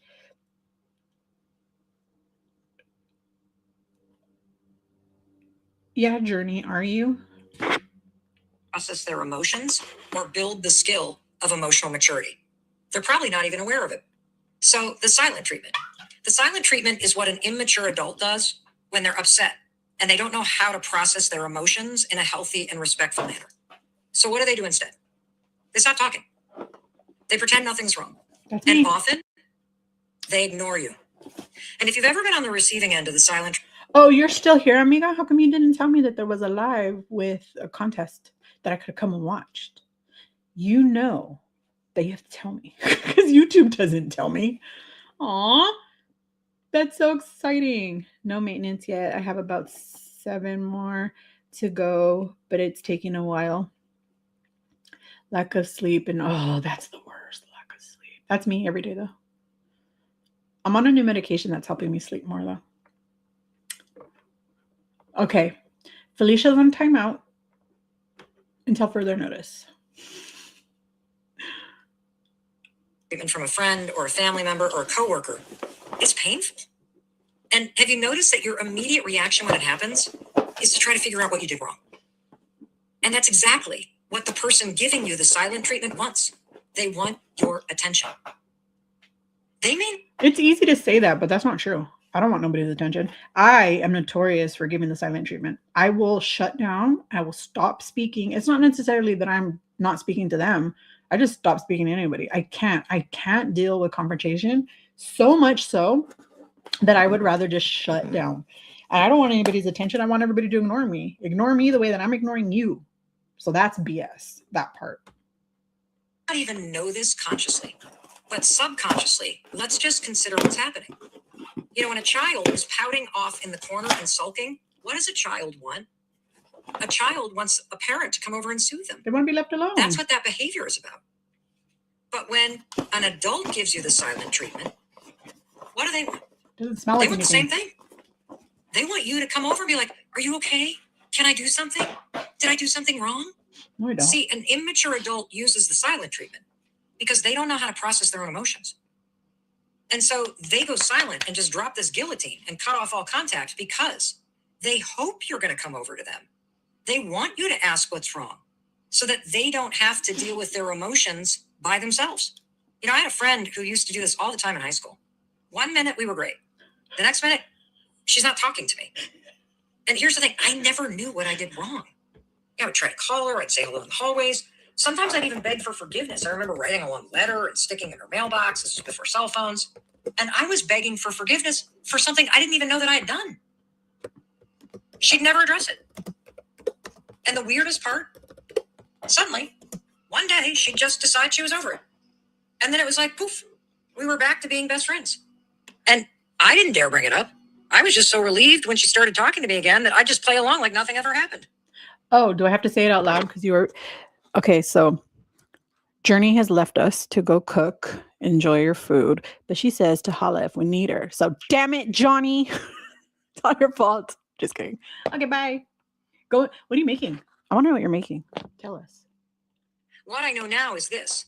When somebody gives you the silent treatment, it's because that feels easier than having an honest conversation and share how you're feeling. Most adults, especially those that give you the silent treatment all the time, they don't even know how to do that. And one more thing to understand is that it has nothing to do with you. It feels like it does Yum. because it hurts. But when someone gives you the silent treatment, it 1000% stems from their inability to understand their own emotions or their past demons. Yum. That's why you have to let them. Anytime an adult acts like an 8-year-old child, let them. Let them. This strategy is going to change your life. And for you, it might be a parent that gets angry, storms out of the room, and refuses to talk to anybody for several days or for an entire weekend. Or in the case of one of my closest friends, her mother, when she was little, would suddenly stop talking to her, like for a month. And then one day, her mom would come down the stairs in the morning and was in a happy mood, and it was as if nothing had ever happened. Well, using the let them theory, you will never again be the victim of someone else's emotional immaturity or emotional abuse. Okay, that sounds delicious, Johnny. Good for you. But that is sad for a mother to do that to her own child. Wow. Yeah, I disagree. Silence is a valid option to conflict. I don't have to talk to anyone if I know the other person is emotionally mature enough to understand the real response I can give. Most of us are not. Most of us are not emotionally mature. But I don't have to talk to you until I'm ready. And once I'm ready, I am willing to talk to you. But until then, I just need the situation to diffuse before it gets worse, because I don't deal with confrontation well. I just don't, period. And I'm the kind of person where I will be like, you know what, more better, I will just walk home by myself. And I don't care how far away it is. I don't care if I know where I'm going. I don't care if I even have keys to the house. But that's what I would do. Ask David how many times I've just walked away. And I can't. I don't want to get in the car. I don't want to deal with you. I don't want to talk to you. I just want to be away from you. And if you can't leave me alone, then I will walk away. Because you will know exactly what to do. First, it is never your job to manage another adult's emotions. When someone pulls the silent treatment on you, or plays the victim, or erupts in frustration, let them. And then I want you to visualize the 8-year-old version of them trapped inside their big body. Because when you do that, something crazy happens. You don't feel scared of this person. You actually pity them. You feel compassion instead of contempt. And you're going to start to realize that their inability to process normal emotions like sadness, insecurity, disappointment, anger, fear, rejection, it's not your fault. And it's also not your problem to solve, because this has been happening to this person since they were a child. Mm-hmm. It is not your responsibility to manage their emotions or try to fix them. Your responsibility from this moment forward is to protect yourself from their emotional spiral and to take a step back and see it for what it is. This is a person who has no idea how to handle or express their emotions in a healthy way. Let them go silent. Let them erupt. Let them play the victim. Let them sulk. Let them deny that it happened. Let them make it all about them. And then let me. Let me be the mature, wise, and loving adult in this situation. Let me decide if I want to address this directly or not at all. Let me remind myself that managing another person's emotions, not my job. Let me remove myself from any text chain or dinner table or relationship or conversation or date or friend group where this is happening. Instead of expecting other people to change, demand the change of yourself. Hold yourself to a higher standard. But where does the compassion stop? That's my biggest issue.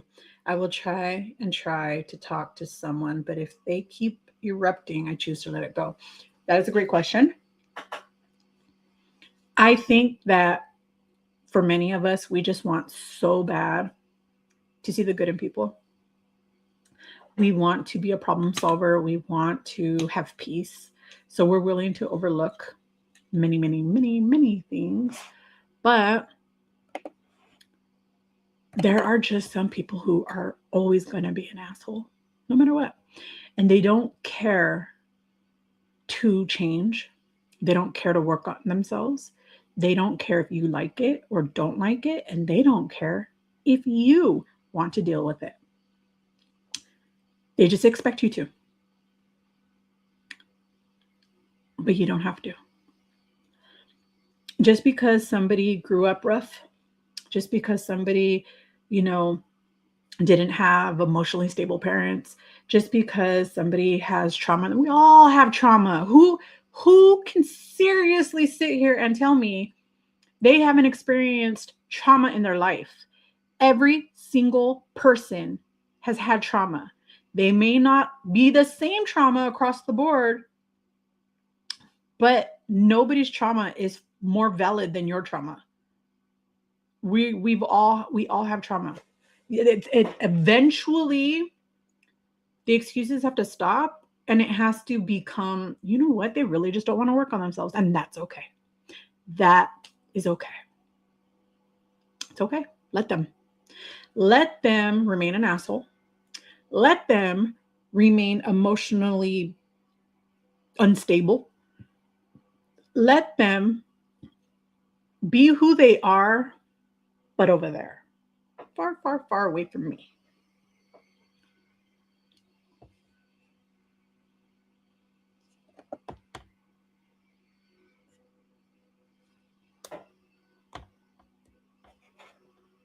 And stop allowing this type of emotionally immature behavior to be your responsibility to manage. Stop staying in situations where someone's repeated emotional immaturity is starting to feel more like abuse. And for crying out loud, stop feeling sorry for people who play the victim all the time. Stop explaining away someone's clearly narcissistic patterns. The more time you pour into a relationship with someone who acts like an 8-year-old, the more you're going to feel like a parent to a child. When you recognize that you're dealing with someone who has a ton of internal work to do, you're going to draw healthier boundaries around the amount of time and energy you're willing to give to them. Because until this person does the work to build the skills of emotional intelligence, they're always going to pull the silent treatment. They will always play the victim, and they will always be passive aggressive. This isn't a personality trait. It's a pattern. But what if you're the problem? What do you do if you're starting to absorb all this and you're realizing that there are times in your life where you're the one who's emotionally immature? Mm-hmm. You get overwhelmed by your emotions. Mm-hmm. You sulk. You give the silent treatment to people. You rage text at people and then apologize. You play the victim. You snap at people. Or you make it all about you. Well, first, if you're having this realization, here's what I want to say to you. You're not alone. I had that realization about myself too. And it takes a lot of courage to admit that you got work to do. It's so easy to see this immature behavior in other people, but it takes a level of bravery and emotional intelligence to see it in yourself. And for me, I wasn't even 8. I used to be so emotionally immature, I probably clocked in closer to 5. I used to get so overwhelmed by emotions that I would throw tantrums. That was my lane, is just eruption. Whether it was venting at my husband or erupting at my kids over something stupid. I had periods of my life where it was all about me. Mm-hmm. And it ruined a lot of friendships. And even to this day, when work gets just incredibly stressful, especially if I haven't eaten or slept, I will send long, angry texts to my business partner about how frustrated I am by things. And it's not okay. Do not get yourself into a pattern where you continue to vent or cut people off or rage text at them and then you're apologizing. I have a really good friend, Jefferson Fisher, who told me that whenever somebody is venting at you, all you need to say is this: hey, I'm really sorry for what your stress has done to you, but you're going to need to apologize for what your stress has done to me. And if you're somebody like me, who when you get overwhelmed by your emotions, you speak in a certain tone of voice, or you send a text or an email, the one you spend like an hour writing at work and then you blast reply all, and you're like, why did I do that? Just being aware isn't enough. If your stress is now something that you take out on other people, you got to learn to apologize. And more importantly, you got to focus on the let me part. That part is hard for a lot of people, especially for people who just want to just argue. There are people who just want to argue. They will find anything to argue about. You can apologize to them. It's not enough. It's not the way they want it. You're not saying it right. You didn't, whatever you didn't do. And it's like, okay, I can either continue this conversation or I can excuse myself. Which one is it going to be? That's the way that I always end up because I don't like confrontation and I don't want to deal with it. So, okay. And obviously, when you're in that state of mind, nothing that anybody says is going to make it right, anyways. You just need to work it out with yourself. Go scream outside, do something. But I can't diffuse a situation because there is no diffusing it. You want to be in a state of just chaos. And it doesn't have to be long, right? Like not everybody's tantrums and blowups and whatever is a long state of chaos.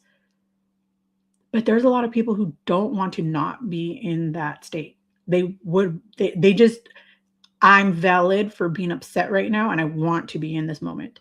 Okay, great. But I don't have to be a part of that. I don't have to be a part of that. It is. It's really, really, really admirable for people to be able to acknowledge how they respond poorly in situations, right? Not everybody can do that. Not everybody can do that. And that's kind of, it feels like, it's kind of like common sense, right? Like, what do they say that if common sense was so common, why do so many people lack it? It's kind of like a superpower of common sense. Some people either can admit or can't, but it's not my job to force them. But it's also not their job to force me to sit in it because I'm just not gonna. I can't. You got to pause. You got to feel those emotions. You got to learn to stop yourself before you say the thing in that terrible tone of voice, before you yell at somebody and take your stress out on your family, before you send that text. Apologies are only going to go so far. Learning how to just let the emotion rise and let it fall and not take it out on people that have nothing to do with it, that's true mastery. And I'm not there yet. I'm constantly learning how to be better at creating space to process my range of emotions. And to me, this is the hardest part of using the let them theory. You're learning 8 key areas of your life where the let them theory is going to make the biggest difference. This one's the hardest one for me to put into practice. How to feel all of my emotions without immediately reacting. Because I process it by barfing it all out. It's not okay. And it's a hard new skill to learn. And I still catch myself wanting to just snap back or take control of the situation or just fix everything. Or I constantly, I'm sorry, I'm so stressed, or I use that tone of voice. Work has been really, no, Mel, not an excuse. Not an excuse. You're an adult. And yeah, I get frustrated with myself when I slip up. But that's the point. And it's why I'm being honest with you about this. You're not a robot. Neither am I. Life is overwhelming. Work is constant. Other people are freaking annoying and inconsiderate. I feel it too. I feel it too. That part.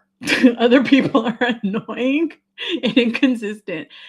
And you guys hear me say it all the time. I'm getting on my own damn nerves. I get on my own nerves a lot. So imagine how other people get on my nerves.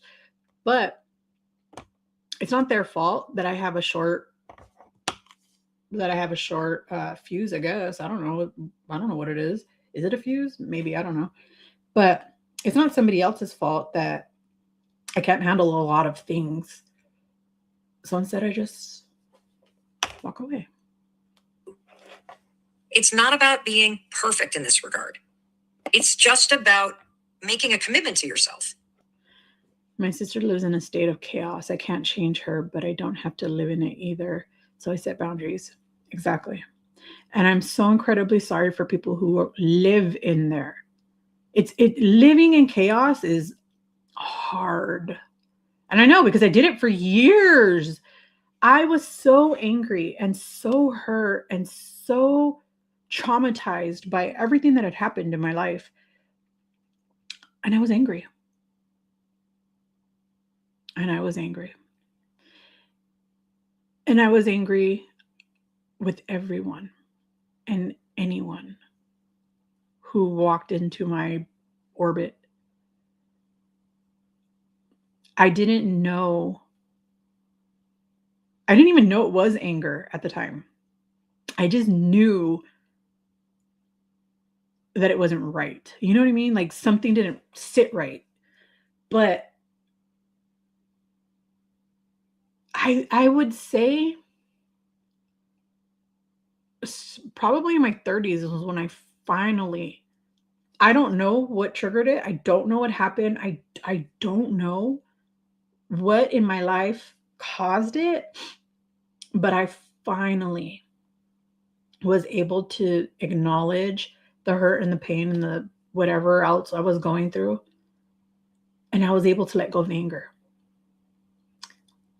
I was able to let go of the anger. I didn't know that it was anger still at that time. It didn't come until for probably another 5 or 6 years before I figured out that it was anger. But I stopped being an asshole to people simply because I was hurt and I was angry. I wish I could tell you how I did it. I don't know. I really, really, really was just frustrated with myself. I was on my own nerves, like I like to say. And I was finally able to come into a place where I could let it go. Of course, I was still like internally suffering, and I was still like, I still had PTSD, I still had all that stuff, but I didn't take out the rejection that I felt, the abandonment issues that I had on other people anymore. And I'm really, really glad that I was able to let that go. I don't know how I did it, but I know that I did. And I completely became a different person. Once I was able to let go and stop being so angry at anybody, I was angry at the world. And once I was finally able to let go of the anger, I was a completely different person. That's what my sister says. I'm not angry, but I tell her she is like a tornado of fire and she can't see in the eye of the storm. But she probably really doesn't know that she's angry. She might know she's angry and she might just be a bitch. I don't know. I was a bitch, but I was just lashing out. Once I finally figured out that I was a problem and that I wanted to stop being a problem, I think it was that part. I wanted to stop being an issue. I didn't want to push everybody away anymore because that's what was happening. I lived in this constant state of rejection, of hurt, of anger, of disappointment. I also lived in a constant state of fear. I feared losing my mom because when I was 7, I did lose her and I didn't know that she was alive. I really, for 3 days, we thought she was dead. We really thought she was dead. After what we saw happen, and after my dad took us to his parents' house and left us there, and nobody said a word about anything and anybody, and nobody would tell us what was happening with my mom, we just assumed. And I had no idea for days. And then finally, we got her back. And I lived after that in a constant fear of losing her. But I think it was the next time she almost died that I was finally able to see that I didn't want to die angry, even though I didn't know it was anger yet. I didn't want to die alone, even though I wanted to be alone. I didn't want people in my life because I didn't want them to leave me. Maybe that's what your sister's going through.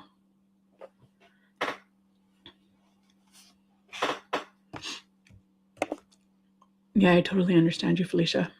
It's sad, dude. It's hard. She's angry and a biatch. I just pray she comes to a realization because she's so close to burning all her bridges. And the reality is she could just be deep down a very, very sweet person, a very caring person, a very loving person, and that hurt and anger could just be the only emotion that she knows how to live in without pain, right?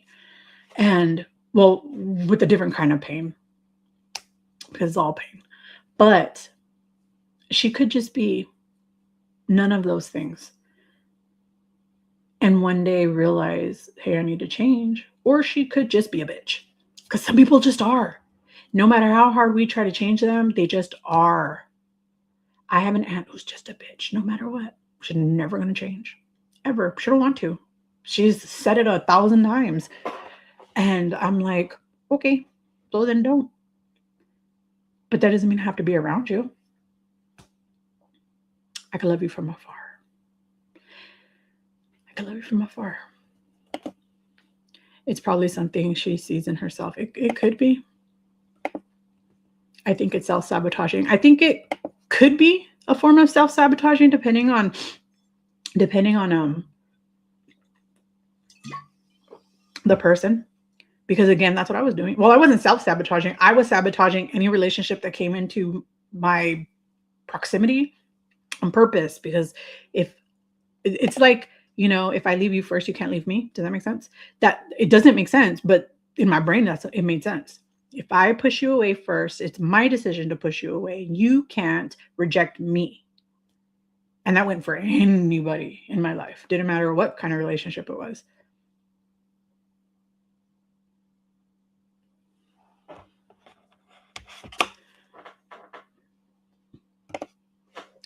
Yes, I agree with you, Mia. Self-sabotage and not knowing how else to express her emotions. It could be any of those things.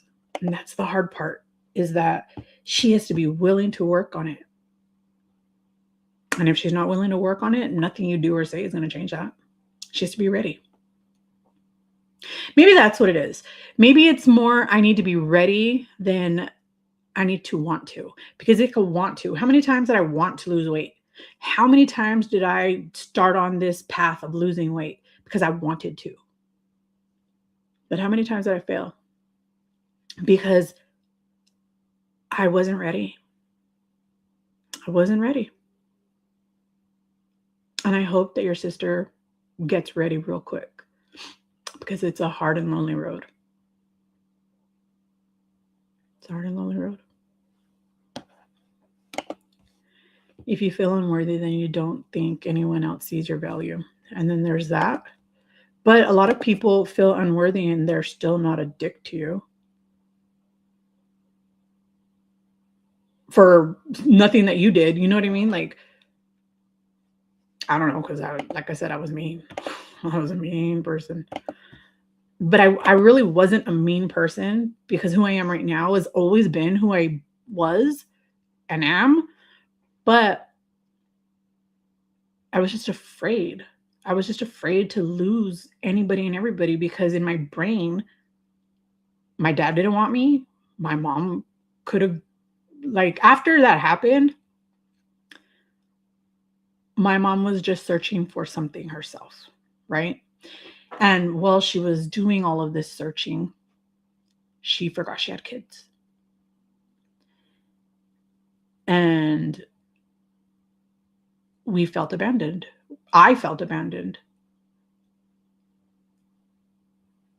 And that affected the way that I interacted with any relationship moving forward.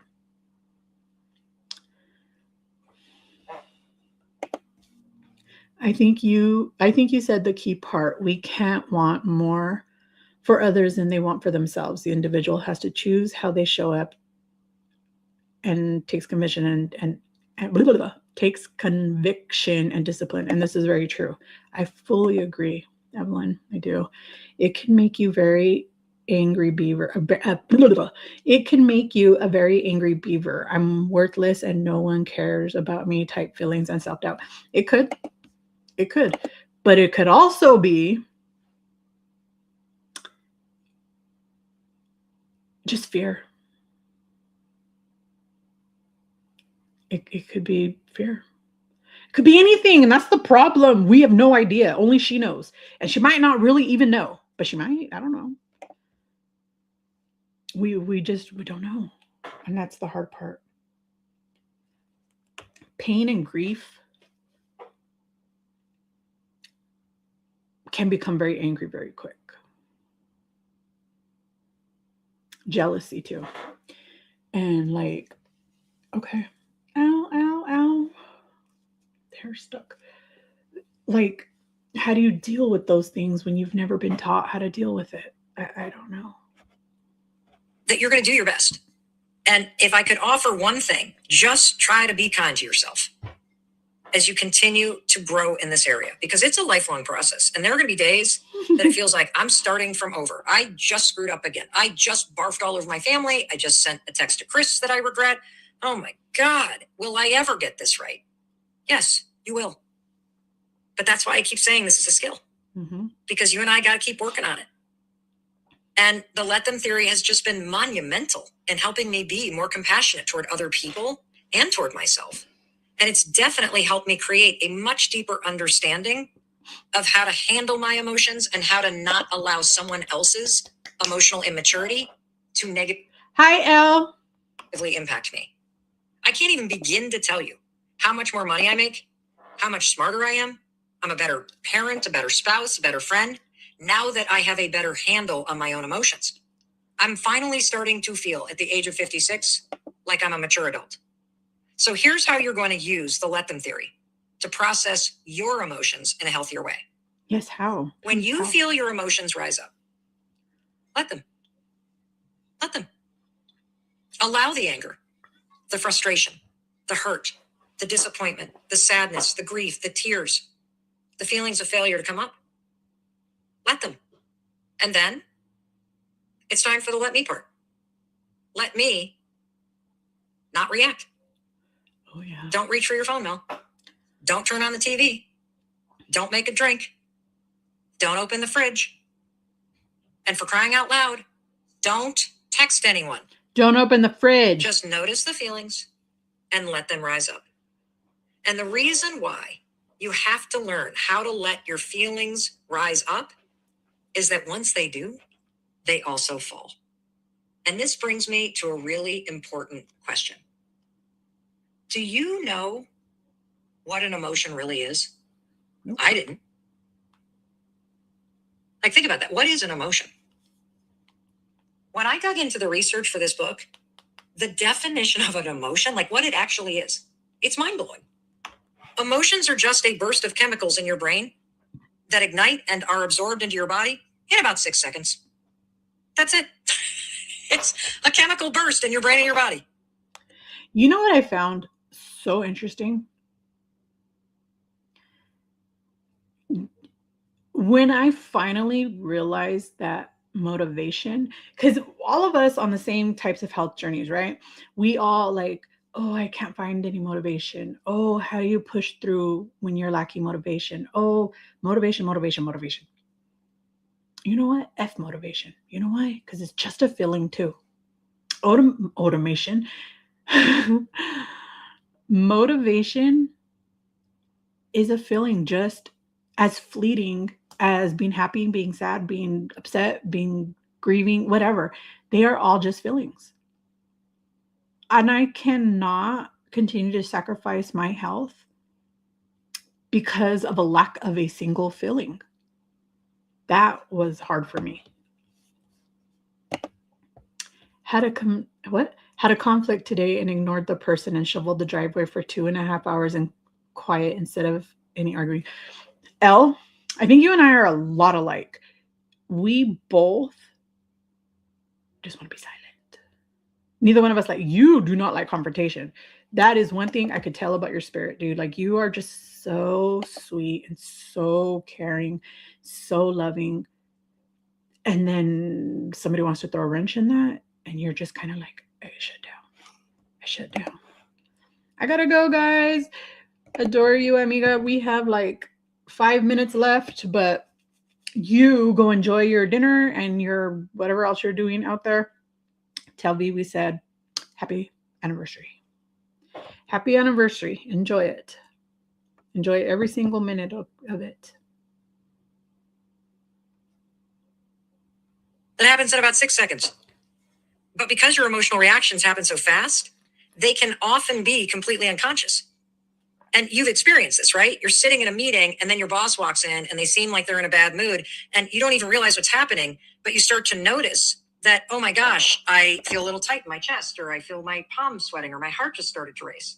And when that happens, you're noticing your emotions through the physical sensations that are happening after that chemical burst. That's all that it is. I've been making a mountain out of a molehill, for crying out loud. I've been like making a nuclear reaction out of a tiny little 6-second chemical explosion in my body because I didn't understand it, because nobody taught me how. And it gets even crazier. Wait to hear this research. Research shows that most emotions, they're going to rise up and then they're going to fall away in about 90 seconds if you don't react to them. I'm going to say that again because I think this is so important to understand. Research shows that when you have that little chemical explosion that is an emotion. You guys, I have to pee so bad. I will be back, but I'm going to keep playing the book, okay? If you don't throw gasoline on that little chemical fire by managing it or shoving it down or drinking it away or whatever, if you just let them, oh, there's anger. Okay. Oh, I'm disappointed. Okay, let it. That rise of emotion will dissipate within 90 seconds if you don't react. And I'm going to add one more thing to all of this research. You will never be able to control your emotions from rising up. And even trying to stay stoic or calm or any of that stuff is just a waste of your time, because your emotions are subconscious, automatic chemical bursts in response to anything going on. You don't get the Legos. The person breaks up with you. You get a bad performance review. You're going to feel something. That's that chemical reaction.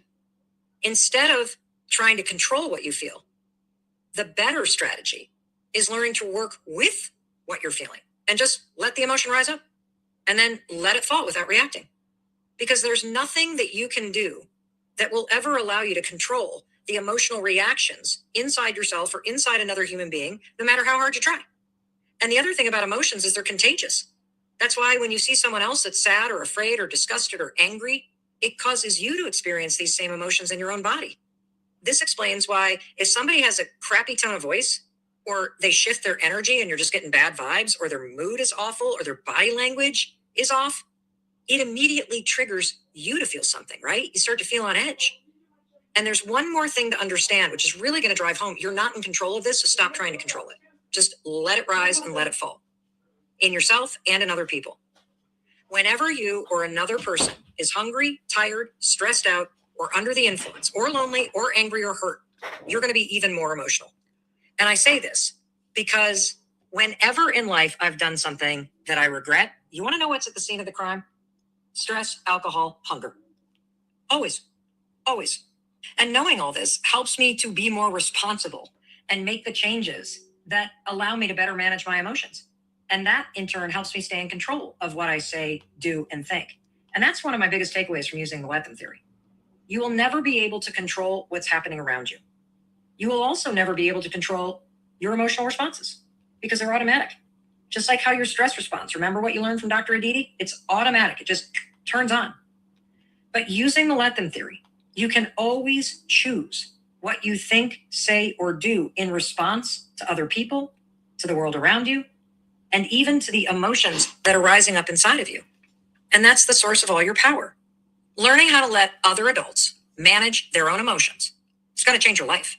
So will learning how to let your own emotions rise and fall while still communicating what you need to do, even when it's very painful to do so. And there are going to be times when making the right decision for you is going to be one of the hardest things you have to do in your life. Chapter 8, the right decision. So I think the common denominator here is we have to be ready. We have to be ready to either deal with somebody who's like that or deal with ourselves who's like that.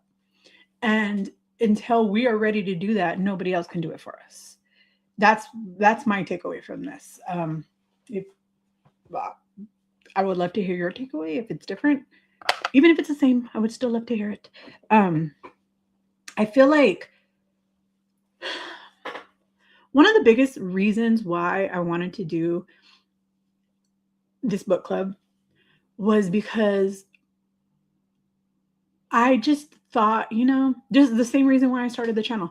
There has to be people like me who don't understand that there are other people like me or them, And I always felt alone in the world. I have a huge family. My mother's one of 12. Every single one of them, except for one, has 3 kids or more. Every single one of them, because my mom's the baby, has 3 kids or more. And then suddenly, I'm in a family of like 150 people, and I'm not even exaggerating. And then my dad's family is one of 9, and they all have kids. I don't even know who they are. And I come from these 2 huge families, and I always felt so alone. I felt like nobody understood. I was always the biggest. I was always the bitchiest.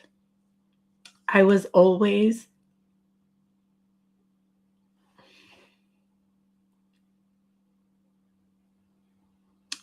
just always alone. Even though I could be in a group of people, I could be in a house filled with others, I always felt alone. And I felt like there had to be other people in this world who also, sorry, I forgot touching the mic makes sounds. Sorry. But there just had to be other people in this world who felt like I did. And wouldn't it be amazing to be able to connect with people like that?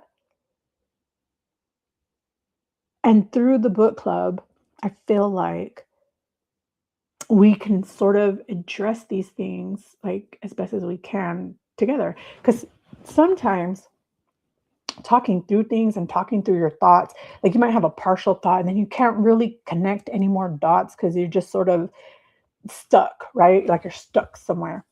Being able to hear other people's thoughts and other people's ideas and other people's just convictions and emotions and experiences, in my opinion, help a lot of times for you to be able to complete what you couldn't complete on your own, right? Like you have a partial thought, now suddenly you can complete the thought.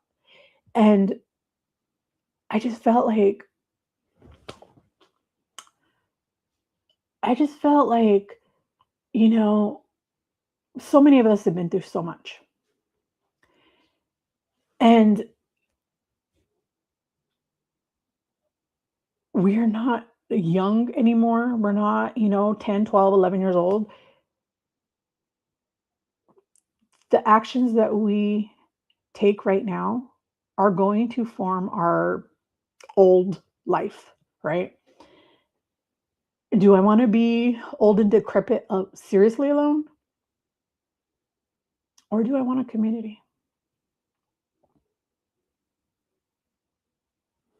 Which is it? Like, do you want to die alone, or do you want to die? I mean, we're all going to die by ourselves, but you know what I mean.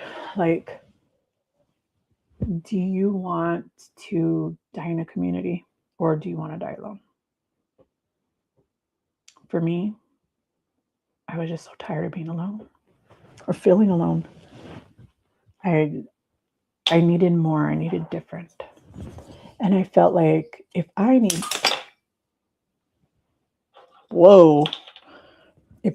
more or different, I'm sure there's other people in this world who also do. So that's the reason why I wanted to do it. It's the reason why we're here.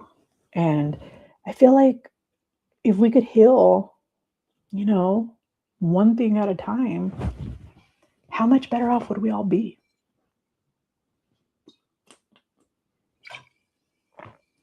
How much better off would we all be?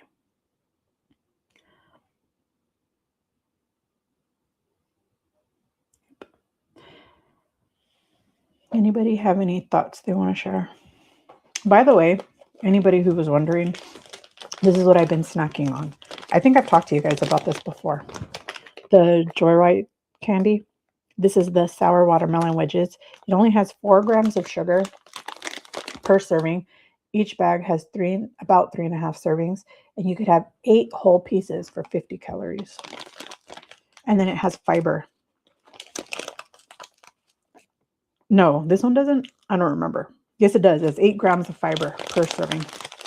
And I like them. I think I've talked to you guys about them before. I love all the Joyride candies. But that I've been snacking on.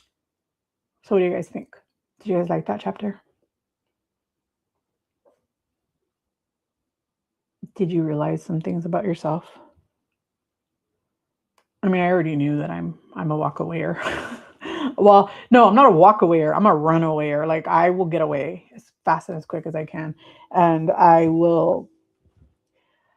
can't explain it, but like my whole life, I'm just quick to leave, you know, not just necessarily the situation, but the city, the state, leave. And I don't know. I was just tired of it. I was just tired of doing that. I just wanted different.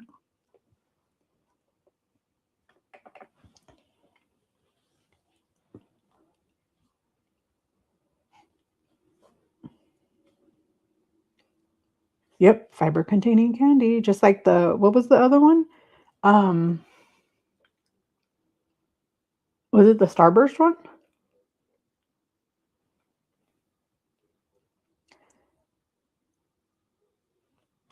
I think it was the Starburst one that had fiber. But these ones, you could find them at 7-Eleven, Target. I love them. I love them. But they're very dangerous for me because I have a thing for gummy candies.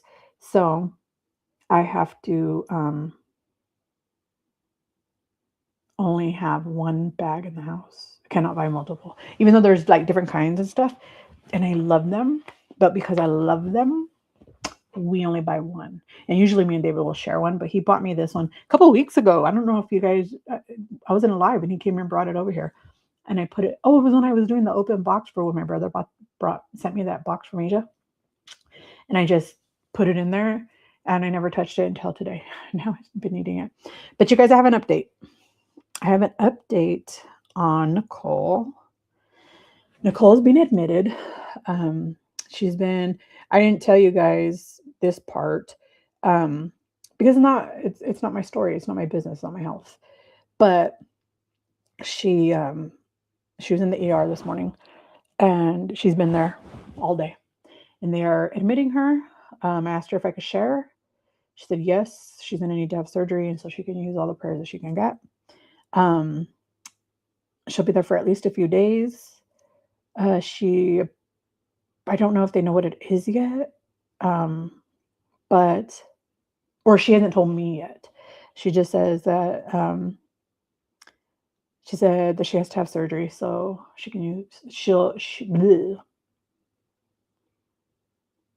so I can use any prayers I can get. So please keep Nicole in prayer. It's very scary to have something like that happen. And anything unexpected, I feel like, with your health is scary. But praise God, they did think that it might have been a blood clot. I don't know if you guys know this, but she is prone to blood clots. She's had them before, and they've been in very scary places. And they thought that she had one today. She said she had a test done. I don't remember which, a D-dimer, I think. And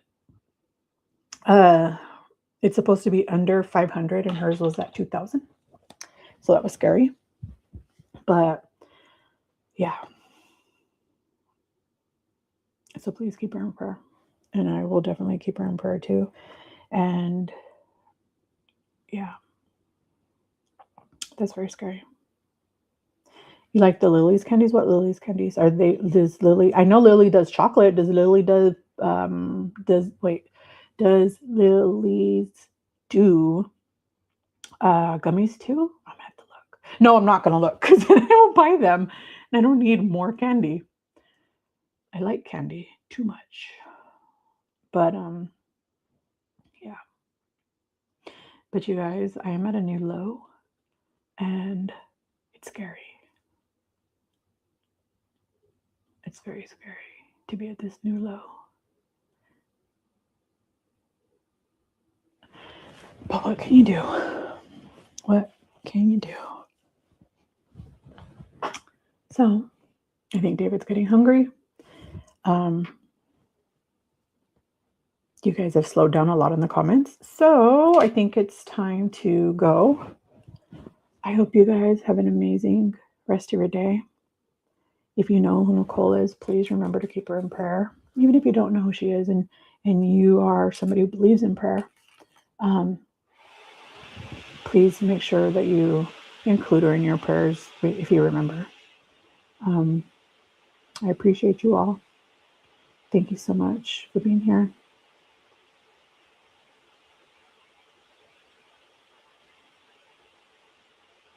And I'll see you guys soon, okay? Give you your hugs. Have a good night.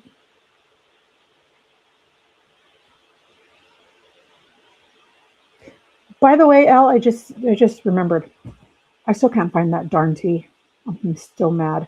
But I did find Thai tea, instant Thai tea. I mean, I could find Thai tea anywhere, but I did find instant Thai tea. Wait a minute, were you here when we did the open box? Look what my brother sent me from Asia.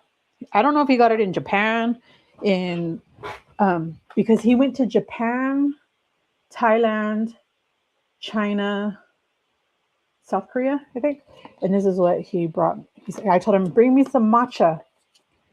I wanted ceremonial grade matcha. He sent me this. I haven't tasted it yet, but I'm dying to try it. It just says green tea with guaycuro and uji matcha.